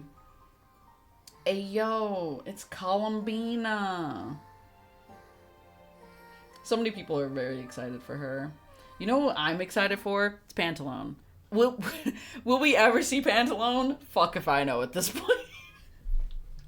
Like, we've seen him once, and we've never seen him again. But that man only runs the treasury. Ideally, we're never gonna see him.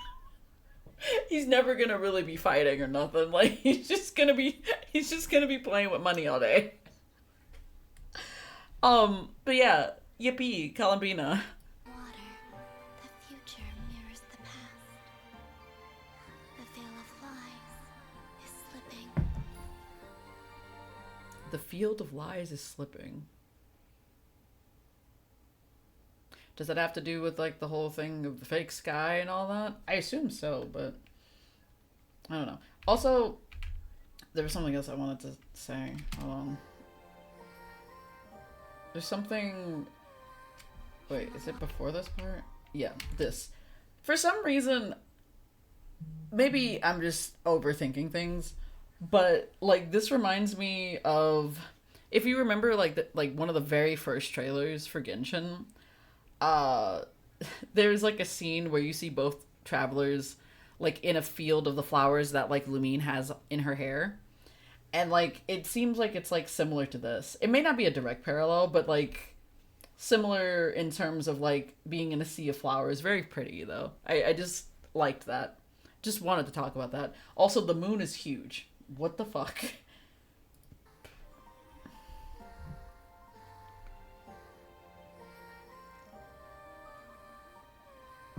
In the water, the future mirrors the past. The veil of lies is slipping.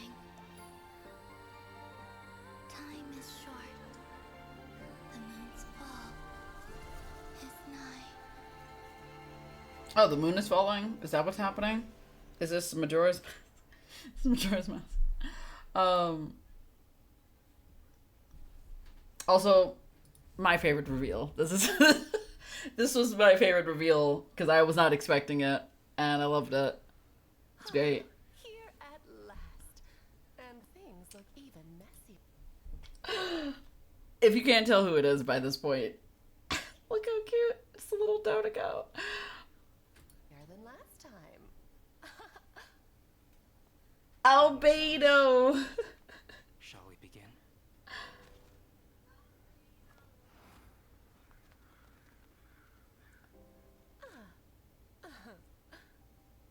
There's no rush, and I'd like to catch up with an old friend for. I love her. I love her so much.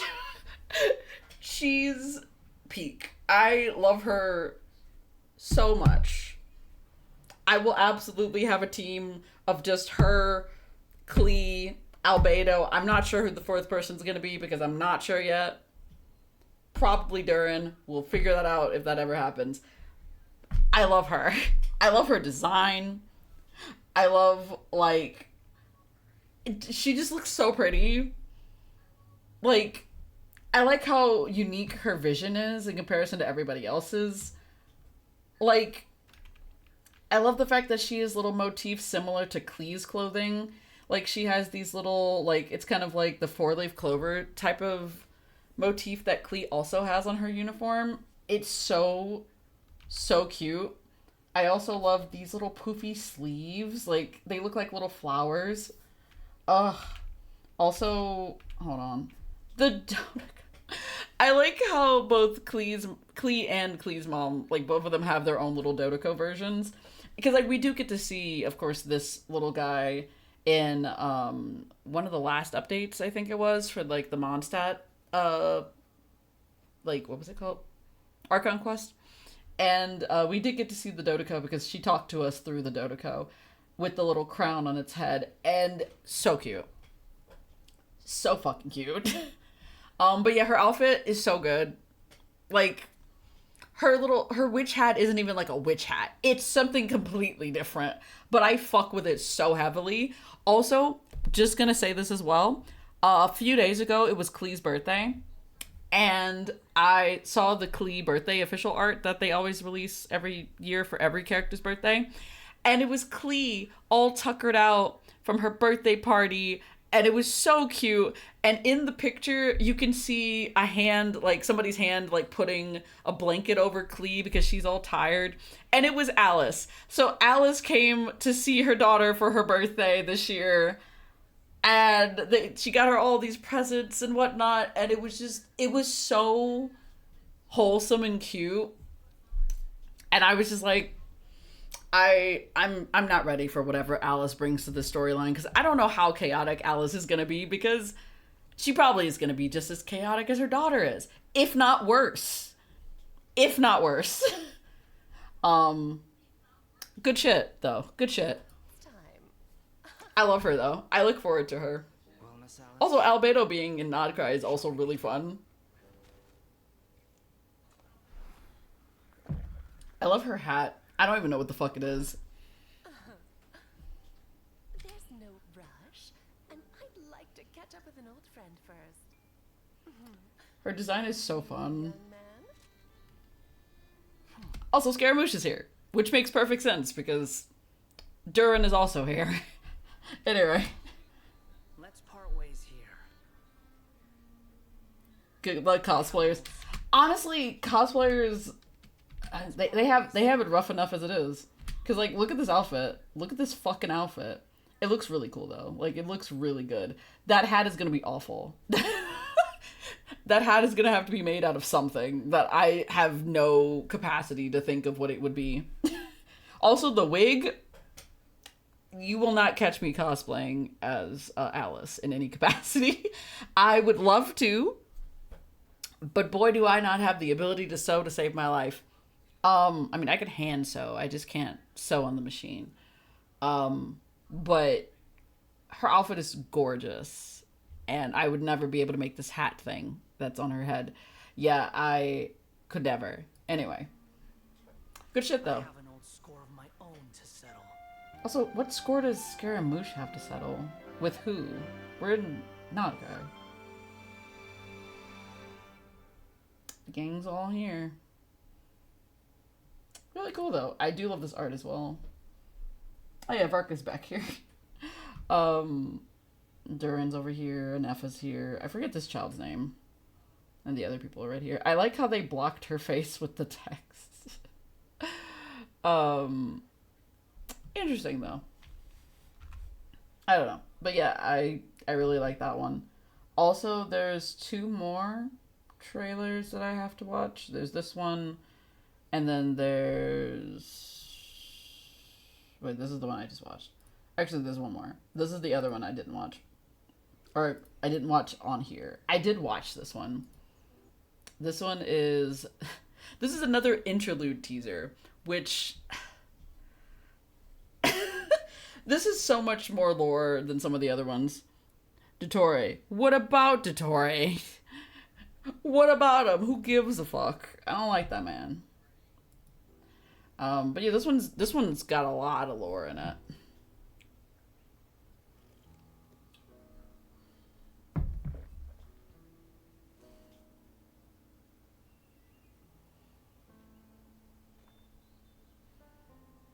This world has always been so. Life abides no reason. Okay, so how do I explain this? So I think this is the god of life. I can't remember what their name is right now. For none are born by their own consent.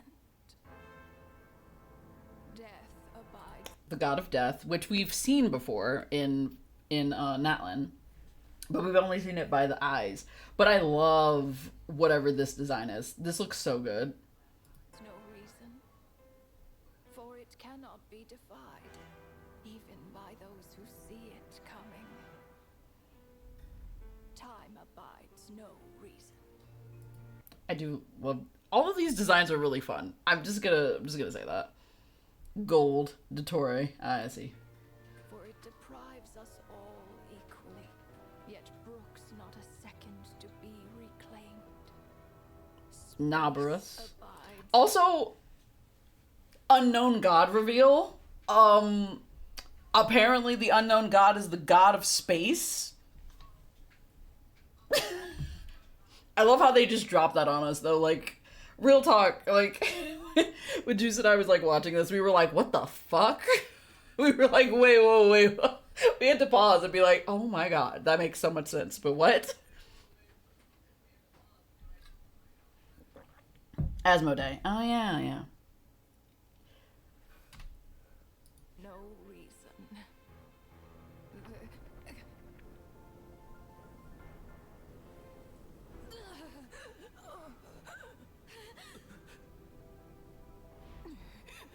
The ruler of space stopped the golden-haired twin travelers. So this is like a description of what happens at the very beginning of the game. And mercilessly tore them apart.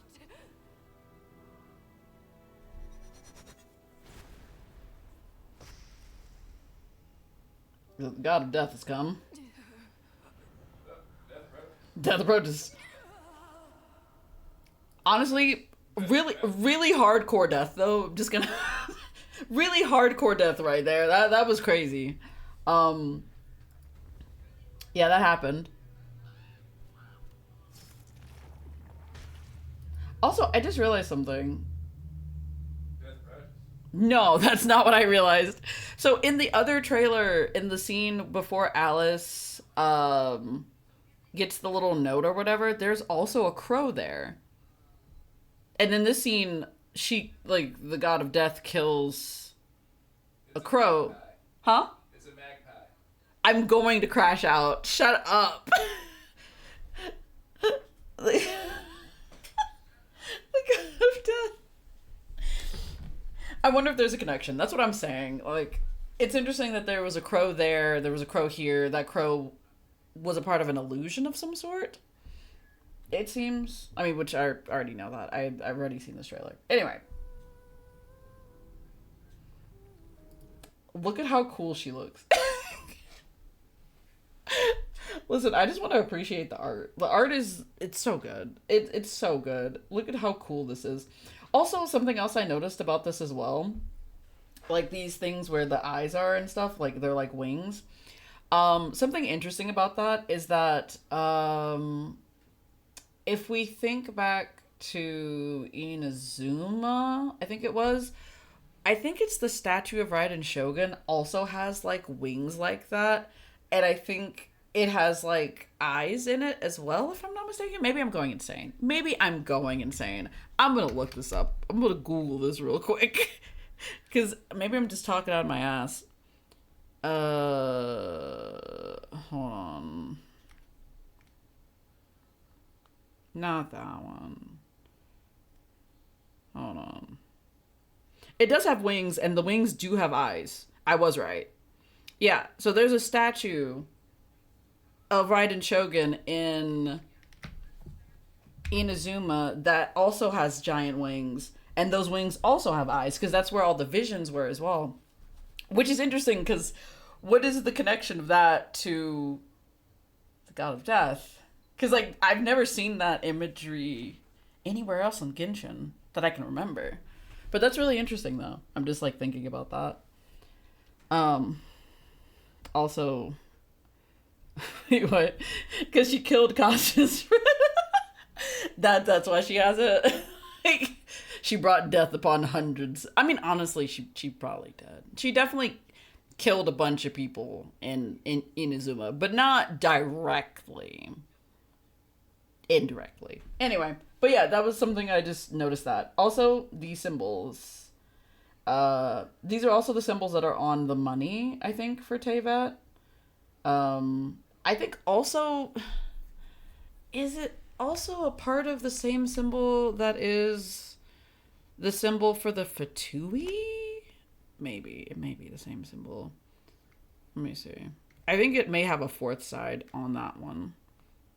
Yeah. The Fatui symbol has 4 sides to it. These have 3. I think these ones represent Teyvat, and then the 4 side ones represent the Fatui. I do wonder why they are similar, though. I don't know. I'm just, like, thinking about that. But yeah, it's interesting. But yeah, I do wonder why Raiden Shogun's statue also has the wings on it, and the wings also have eyes similar to that of the Lord of Death, Renova, which is interesting. I don't know. Anyway, I'm just thinking about things. Really interesting design choice, though. I do wonder why they did that, though. The beer... No. This looks more like Rhine-Daughter's doing. Rhine-Daughter. If you don't know who Rhine-Daughter is Gold, who is also the creator of Albedo, and she also is one of the witches of the Hexenzirkel. It's a lot more complicated than that now, because you'll find out in a sec. Please don't litter other people's spaces with your... Worst mom. Worst mom. I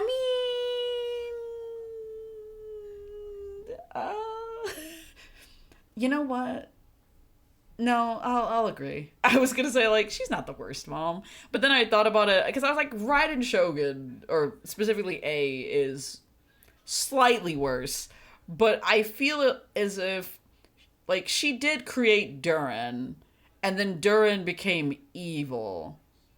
She also created Albedo, but, like, and evil Albedo, and the Whopper Flower version of Albedo. Like, it's a lot. Yeah, also Gold did abandon more kids. I will agree to that. I will agree to that, okay? I will say that, at the very least. So yeah, that's fair. Yeah, I guess that does make her worse. Because I guess, like, right, I guess, like, abandoning 1 kid isn't as bad as her abandoning 4. As, you know, potato. Also, oh yeah, I just realized something as well. Please don't litter other people's spaces with your bizarre... Huh. So, creations.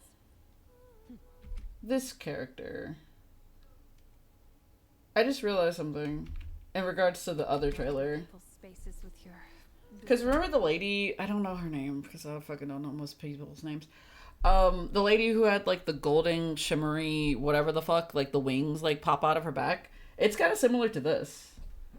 Oh, is there a reason for that? I assume. Probably. Probably. Also, she got that DNA over here, She can imagine. brother. That gold too. Yeah, I know it's gold.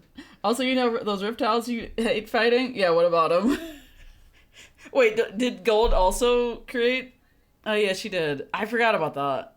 Why did she create so many things that cause problems? She's a sinner. She is a sinner. That is fair. Also, there's a lot of triangle imagery in a lot of the character designs as well for Genshin. Because, like, even a lot of the Archons have, like, triangles on a lot of their clothing pieces as well. But yeah, DNA. You got that DNA over here. Doesn't have enough lines, but, you know, close enough. All creations. Also, this is gold.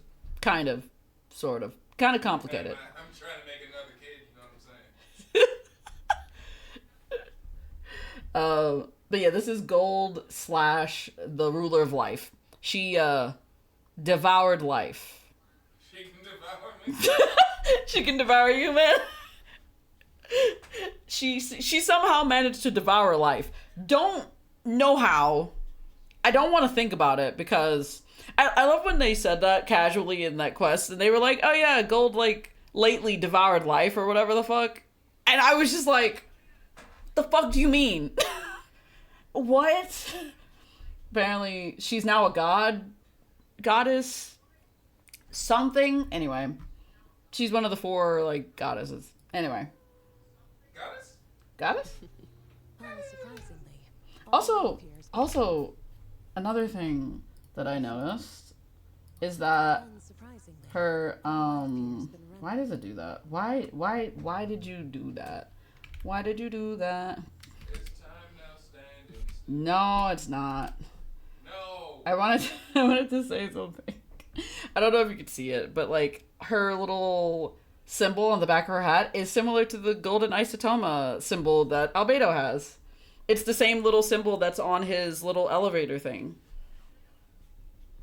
I wonder if that's on purpose, once again. Surprisingly, It probably all is. life here has been rendered unstable, tainted by the ruler of space.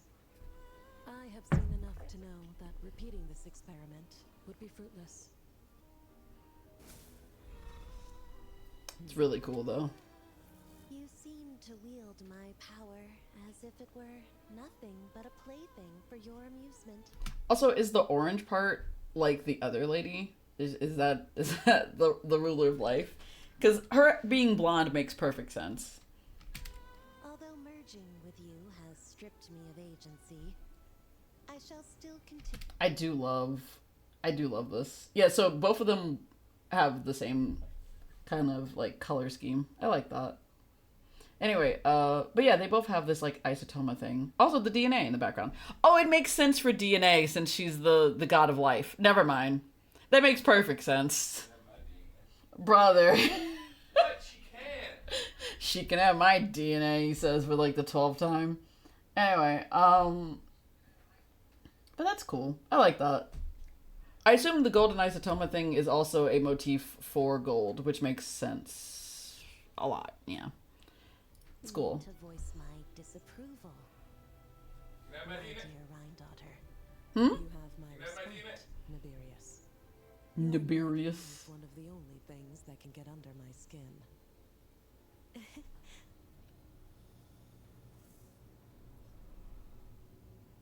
Yeah. And you, Istaroth, why did you bestow history upon them? I love these little. I don't know what you want to call them, but these little doodads. Also, good luck to cosplayers for this shit. Good luck to y'all. How the fuck are y'all gonna do this? I mean, ideally, I think there's a very easy way to do it. It's just like invisible string. How But the fuck are you gonna do that? Actually, it's pretty. I mean, like, I don't know how they're gonna balance it over their head. Like, I don't know how they're gonna do that part. But like the attaching of these things, like you can just do that with like invisible string. Like that part's easy. The hard part is making it levitate above your head. I had to find some way to pass the time, did I not?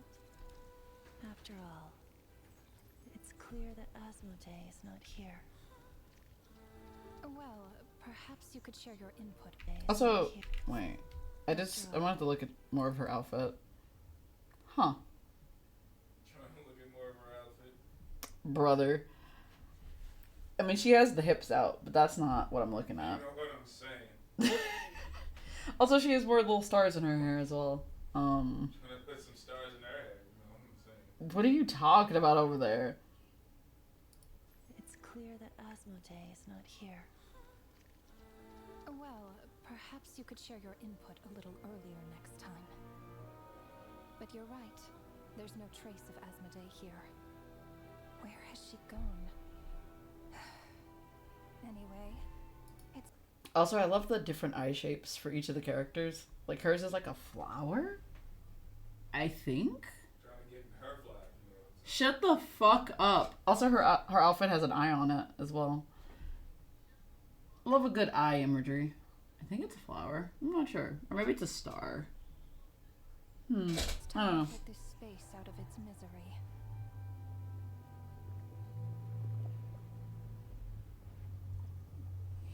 Also, I love the fact that each of the cubes is like its own like universe type of thing. It really reminds me of the Owl House. Like, I feel like this is definitely a concept that's been done before the Owl House existed, but like it just reminds me of the Owl House in that one scene towards the end where Luz dies and then she like ends up in the world between worlds. She went there like earlier in the storyline, but like Couldn't keep me away. I love the cube world. Also, I just realized this is also in space because there's like asteroids and stuff in the background. What the fuck? All right. So it's like a place between worlds, but also in space.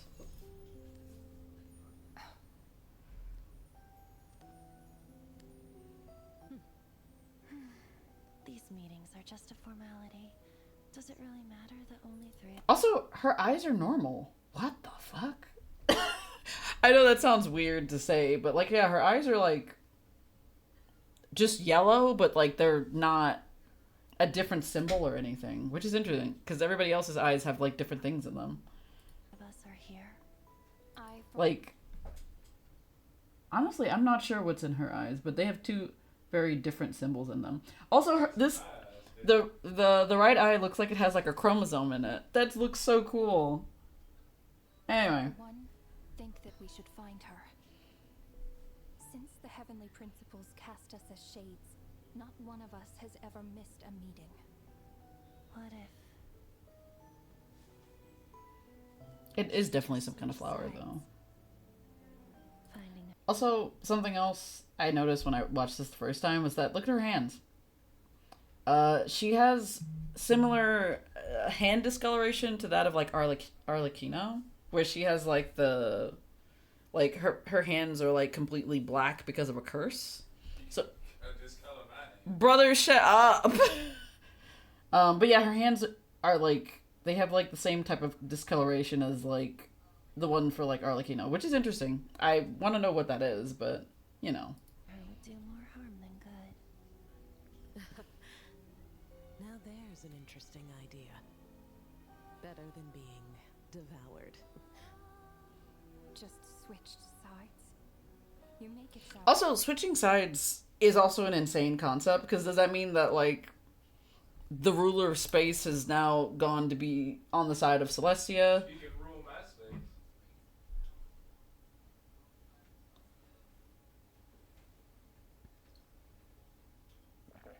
I had to take a sip of tea for that one. Brother, come on, man. Keep it together over there. Anyway. like such a trivial affair. We are shades, shadows of the heavenly Shit, if that's to principles. make me act It's up. unthinkable. Unless she loves her new master more than her own self. Also, there's so many different implications about this because like who's her new master? Who You can be my new man. brother, oh my god, dude. Swear to fuck.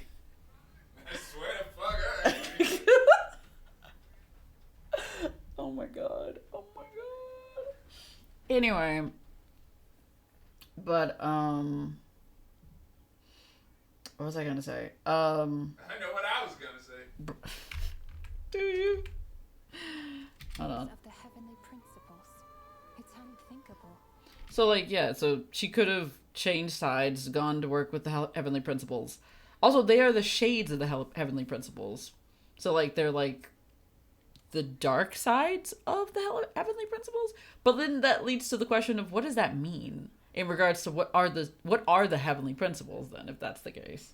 Unless she loves her new master more than her own self. So, the new master comment kind of makes me think of something. I'm like, who the fuck is the new master? Is it Celestia that we're talking about? Or, and this is like in relation to a theory from like a long time ago. A lot of people speculated that Paimon was the unknown god that we meet at the very beginning of the game. And that Paimon, of course, like, forgot who she was, and essentially, like, the only reason why Paimon knows so much about this world is because she was once a shade of the world, or one of the gods, essentially. And a lot of people have been saying, like, maybe there's a chance that she is the god of space, which has been, like, a theory for a very long time. I don't know if it's a true theory or not, because, like, we won't find out till later. But, like, I honestly, the way that they say this, because, like, them saying that she likes her new master more than she wants to be with us makes me think, because they said new master. They didn't say Celestia or the Heavenly Principles. They said new master, which makes me think it's probably us. They're talking about us, I think. We are the new master for the god of space, who is possibly Paimon. But I think Paimon may have forgotten who Paimon was, is, or ever shall be. Which is interesting if that's the case. If it's not the case, man, I'm gonna be so disappointed. I'm kidding. I wouldn't be. Honestly, if it was anybody else, I'd be like, damn. If it was a whole other person, that'd be crazy. I would love that, though. But yeah, it is like a little star or something. Huh. Anyway. I just realized it's like her eyes have teeth. Anyway, sorry. Thoughts that I'm having. Anyway. Renova, do you know that you're being watched? By whom? Whose gaze Ah. goes this far?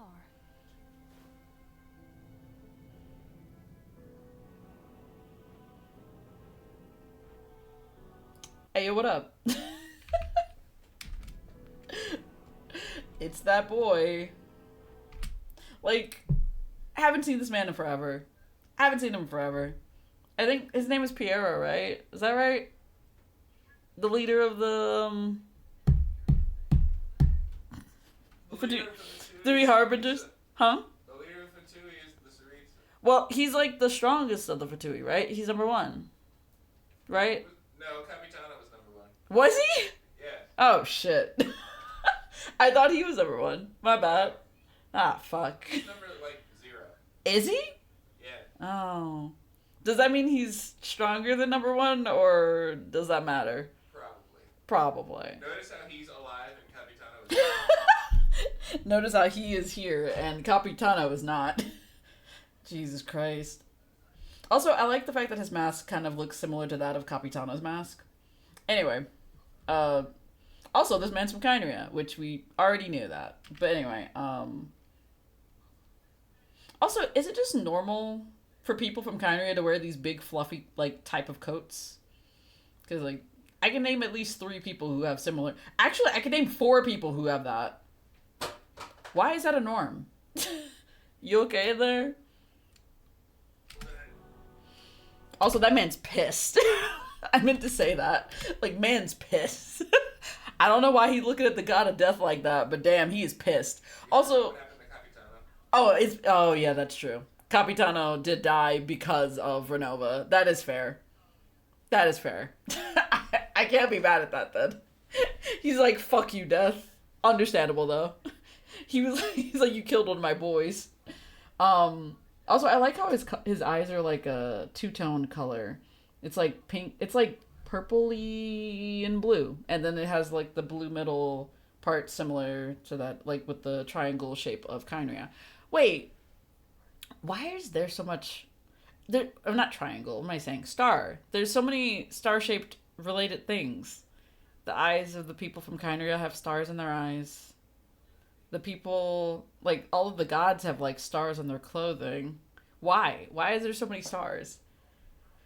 The symbol for the Fatui is, like, four-sided. It's, like, similar to that of a star. Like, the star with, like, four sides to it. I don't know. Anyway, I'm just thinking about that. Now I'm thinking about that. I'm like, oh no, I'm gonna think too much about this. I remember those eyes. Also, holy shit, it's the fall of Kynria, All my kind. brother. But yeah, fall of Kynria finally being shown. Crazy shit. Also, it definitely seems to me that space, or the god of space, did do this, it seems. Which makes sense with all the cubes and stuff. And that also explains why we have all the cubes and stuff. Also, another thing that I hadn't really thought about is that there's also a chance, and I know the chances of this are like highly unlikely, but there's also a chance that the new master that they were referring to in regards to the god of space may be Aether. I know that that's unlikely, but like could be possible. Because like the thing is, when Aether came to see us during the last like quest line that we did in Natlan or whatever, they showed us like the scene from like when, you know, the whole stuff with Kynria happened. And of course there was cubes there as well. And I'm not sure if that had anything to do with Aether being there or not, but like it's just really interesting that that happened then too in the past. I don't know. Anyway, I'm just saying, like, there could be a correlation, there could not be. Who knows? Just spitballing ideas. It would be really interesting if he somehow worked together with space in some way, but I have no idea how that would have happened. Also, yeah, holy shit, Fall of Kynria. It was just before I placed the curse of immortality. Also, it makes sense that Vinova would have been the one to do this. Bruno was the one to do this. Shut the fuck up. Anyway, but yeah, weird. Interesting though. Or maybe the cubes aren't just associated with space. Maybe I'm thinking because like it's also it's associated with space, but also the cubes are here in this scene as well. But we don't see the unknown god here though. Also, I want to say this as well, which I don't think I did say anything about this when I was talking to Juice about this the other day, but this means that the fall of Kynria wasn't caused by the Archons. Like, the Archons of the Seven. The Seven didn't do it. Like, the Seven weren't the ones who were, like, exacting what Celestia wanted. Yeah, the Sinners did. Do you remember making me feel bad for liking... Do you remember making me feel bad for liking Zhongli and kept saying that Zhongli, like, killed all those people? Remember that a long time ago? He did. No, he didn't! Oh my fucking god. Remember that shit? Because I remember that. Yeah, you were like, Tartaglia almost killed a bunch of people, and I'm like, John Lee actually killed a bunch of people. And no, he didn't. And he didn't. All those years ago, he did not. Osaya. Okay, he killed the other gods, but he didn't kill the people of Kynria. Two very different groups of things. Also, that was for survival. Uh-huh. Also, so did Venti. Also, so did everybody, honestly. All of the Seven, like, survived. Well, actually, not all of them. Only, like, a couple of them did. Only a couple of them fought in the war. Like, 3 of them. 3? That sounds right, yeah. Hey, But, sister. all of them fought in the war. Are you sure? Focalor fight in the war? No. No. The one before Focalor. Yes. Yes. No, tiny baby, what you call him? Nahida didn't fight in the war, and neither did Rugudabada. Yeah, they were busy doing something with the Erminsul. Yeah, yeah. No. I'm talking about the war between the gods. The god war, not not that. Not the fall of Kynria. That was a separate issue. That was way before this. But yeah, no. The only gods that were fighting in the Archon War, from what I remember, was Zhongli, Venti, and I think Makoto. Probably Makoto and probably Raiden Shogun. I think that those two were together. Or probably Raiden fought in that one because I realized that Makoto was the figurehead. Anyway, but because I think that everybody else was like too young or not there. Or there was like other Archons who fought in that war. Ideally. Anyway. Moving on.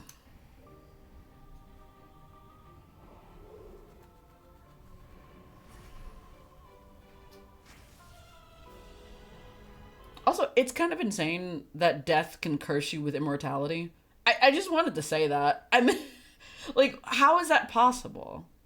Like, that doesn't exactly make sense. I guess, well, actually, no, it does make sense. Because, like, I guess if she can bring upon death, she could also take it away.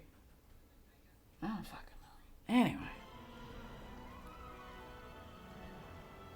I love how pissed off Pierre. he just looks so pissed off. Like, regardless of what timeline, he's, like, angry. An old acquaintance of mine. I'm sure that working for the Tsaritsa has helped him let go of his past obsessions. I don't think it did. Also, her fingers are normal. Look at her. Look at her going with her normal hands and her normal eyes.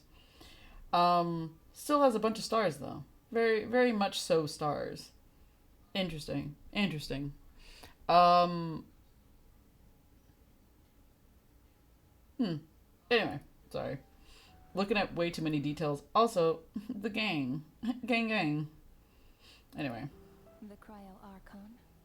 With her paltry powers, she dares set her gaze on the heavenly principles. The heavenly principles have yet to awaken. So, like, why are the heavenly principles asleep? What happened? Because, like, for quite some time, it seems that the heavenly principles haven't been, like, involved in anything for, like, a couple... I'm not even sure, like, a couple hundred years. Because the reason why I say that is because, in regards to what happened in Fontaine, like, they placed a curse upon the people of Fontaine. Actually, wait a minute. It probably wasn't the heavenly principles, but it was probably the shades who did that. Who do I hate now? Who do I specifically hate now? Like, I don't know. Anyway, Tartaglia specifically. I don't know. Interesting though. But yeah, I was thinking about, yeah, I wonder if, like, every time that there was some kind of dirty work, were the shades the ones doing that specifically for Celestia? Because that seems, I don't know. Anyway, If I were her, I wouldn't pass on that opportunity either. My dear Rhine daughter, you know I cannot allow you to think that way.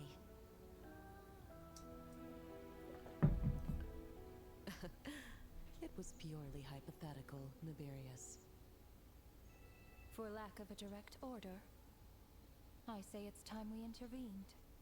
Of course, to the extent permitted by the rules.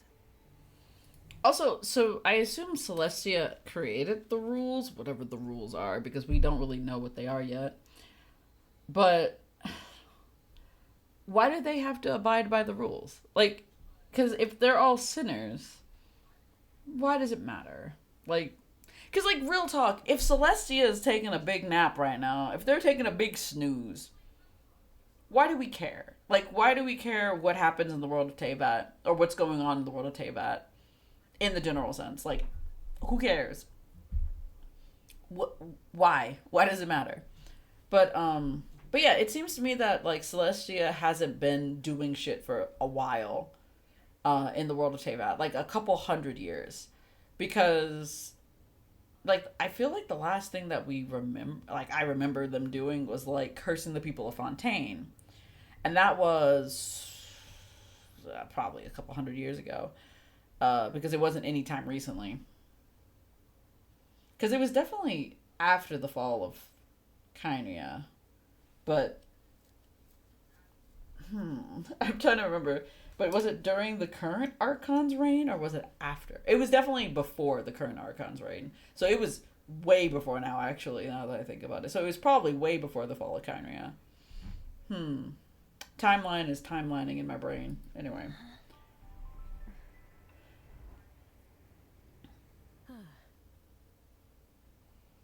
Also, so they're going to intervene in some way, so that's interesting.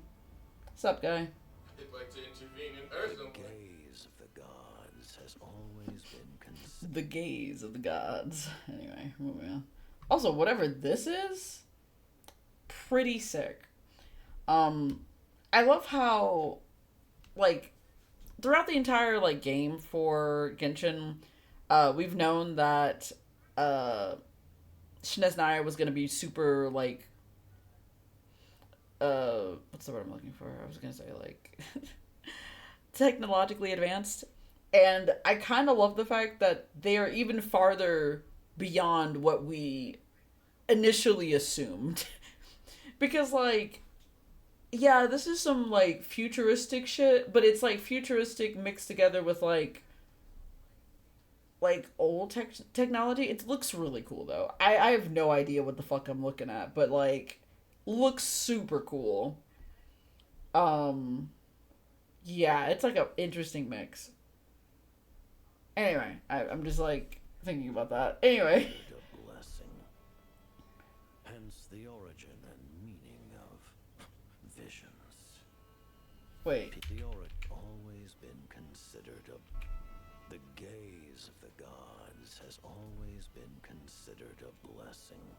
Yeah. Hence the origin and meaning of visions. That makes perfect sense, though. Because, like, I guess the visions are, like, the gaze of the gods, like, coming down upon you in some way. But also this leads to the question of... So are, like, visions also to watch you, technically? Because technically, if they are... Huh? Yes. Yeah, that makes sense. So why certain people don't want them? Yeah, that makes sense. Yeah. Like, go look up Lisa's vision story. I can do that in a sec. But yeah, that's interesting. People have always yearned for the gaze of the gods. The gaze of the gods. And yet... Whatever this is, I love this. Whatever this is, I want to go here. This is so pretty. Whatever this is, I want to live here. It is said that when mortals look directly upon the gods, they invite their wrath and retribution.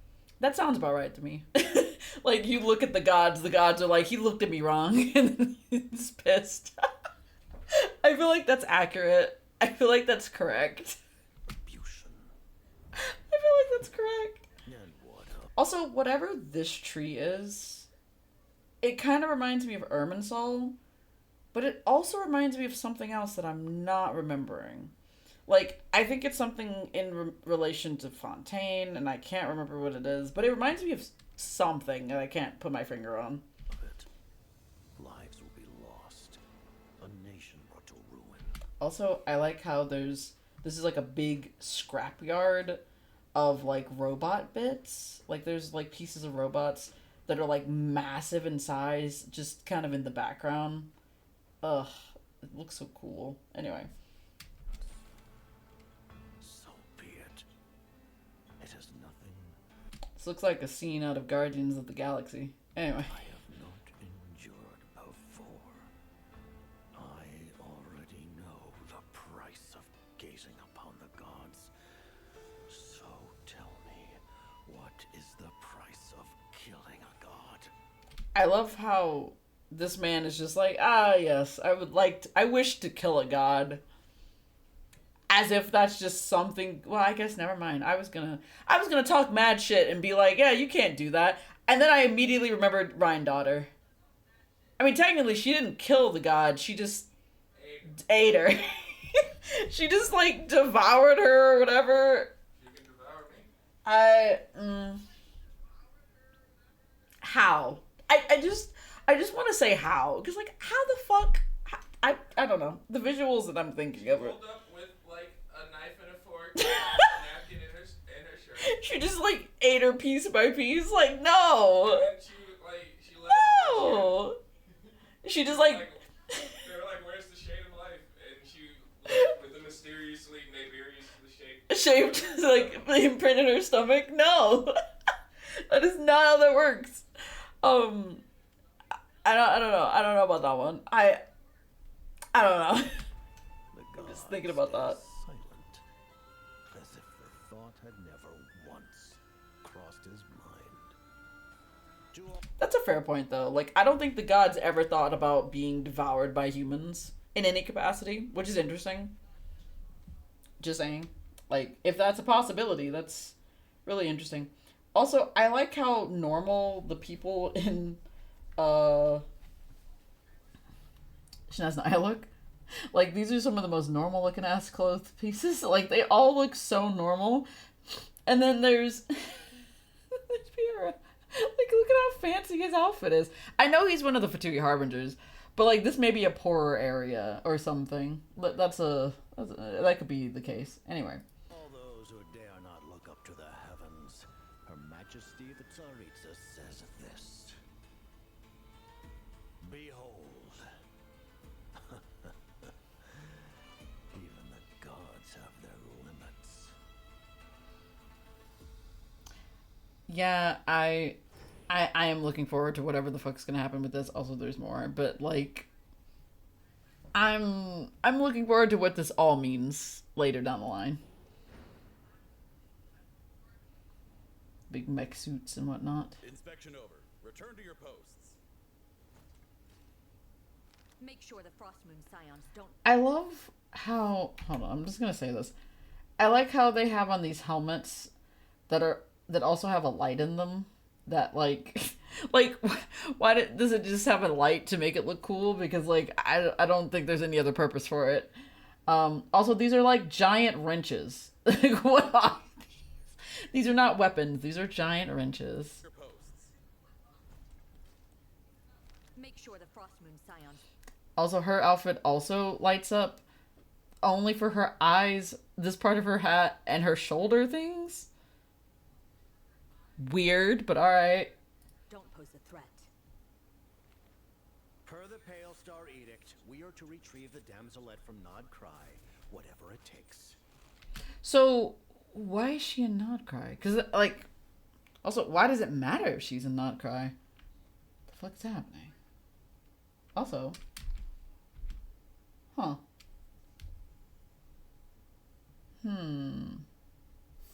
Also, something else Don't pose a threat.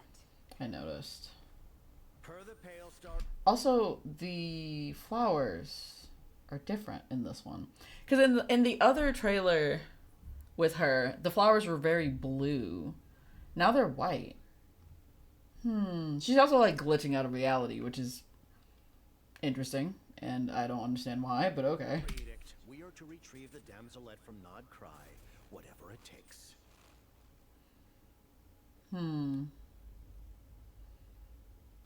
Yeah, I don't know why she's there, but that's interesting though. Yeah, I don't know. There's like, there's so much. I don't know. There's so much to unpack, man. I don't even know. I don't even know. There's a lot to like deal with. A lot of interesting lore implications. I don't know what any of this means. Like, in terms of, like, the long-term storyline. Like, I don't exactly know how the Shades fit into all of this. I assume that the Shades are, like, the ones doing the dirty work for Celestia. She can fit into me. Wait. Did I say that? But, like, yeah, I assume that they're the ones doing, like, the dirty work for Celestia. And then that means that I guess Celestia must just be like a figurehead type of position instead of them actually being all powerful or whatever. Which makes sense because I have been wondering about how the fuck they could be able to do stuff like that. But then this leads to other questions. Because, like, the people who are in Celestia are all people who were descenders, people who came from other worlds. And, like, how in the hell did they end up in such a powerful position as to being in Celestia? Like, because I have a feeling that the people of Celestia, or the descenders who rule Celestia, may not be, not necessarily saying that they're not evil, but I definitely think that they also may be being used by somebody else in this whole grand scheme of things. Because, like, why do we need Celestia to be, like, the main villain for the game? Like, why is that, like, such a big focus for the entire, like everything? Like, is Celestia the reason why we have a fake sky? Is Celestia the reason why we were, like, cut off from the rest of the universe, possibly? It was Zhongli. It was not Zhongli. Leave Zhongli alone. You admit that Zhongli is the main problem behind it? Zhongli is not the main problem. Zhongli separated you from your twin.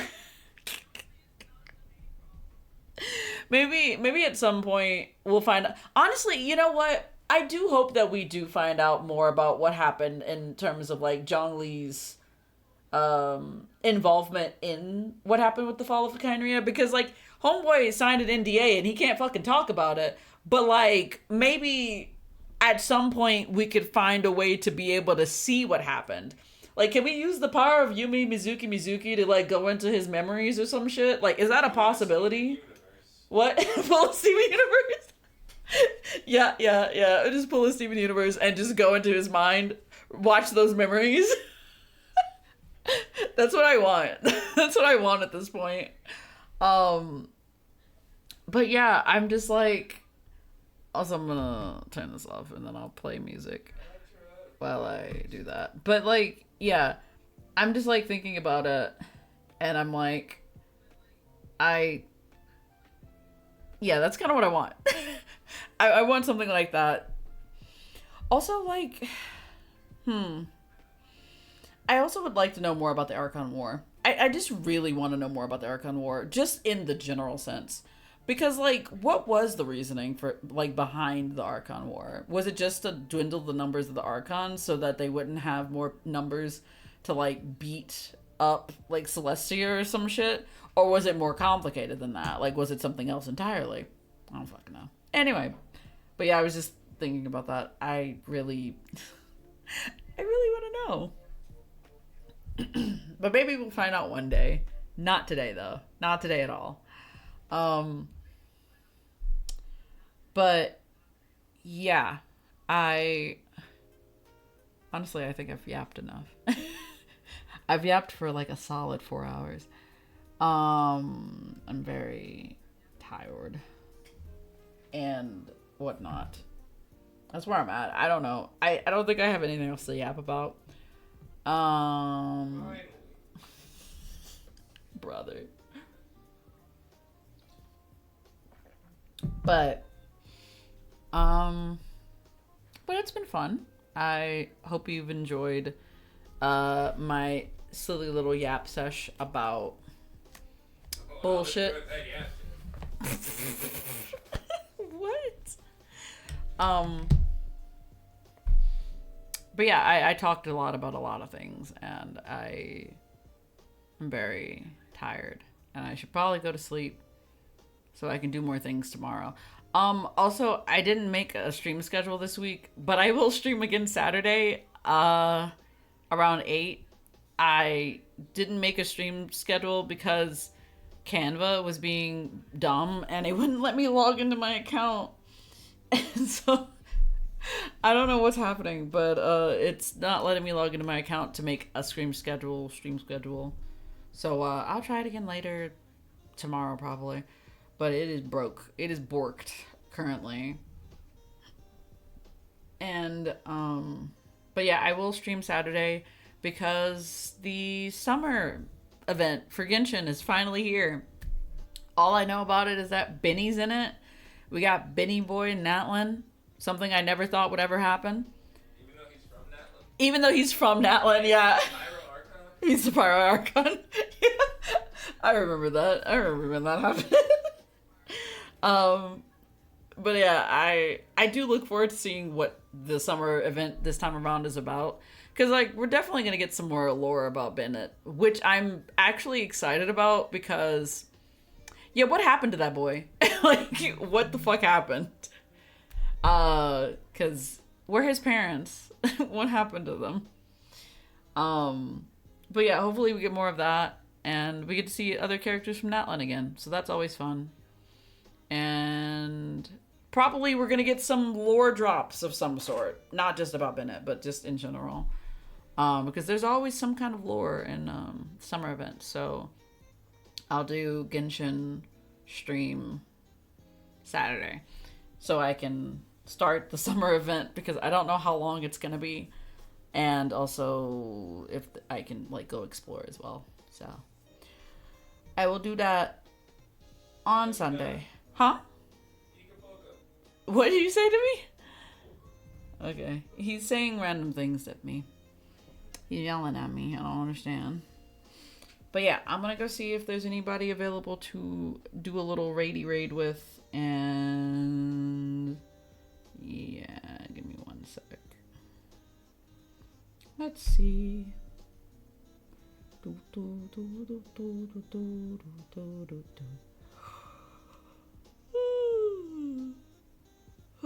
Sorry. Yeah, I'm getting sleep. I'm getting sleepy. I think we're gonna go raid Senna. Senna's doing goblin maid art. Alright. Yeah, so I'm gonna do a little raidy raid. Here's the raid messages. Here's the other raid message. And I'm gonna type out words. And yeah. Alright. I hope everybody enjoyed. It's nice to be back. It's been a rough couple of weeks, so hopefully I will be back for a hot minute, because like I have to do a lot of streams. So I will be streaming a little bit this week and then more next week, hopefully. We'll see what happens.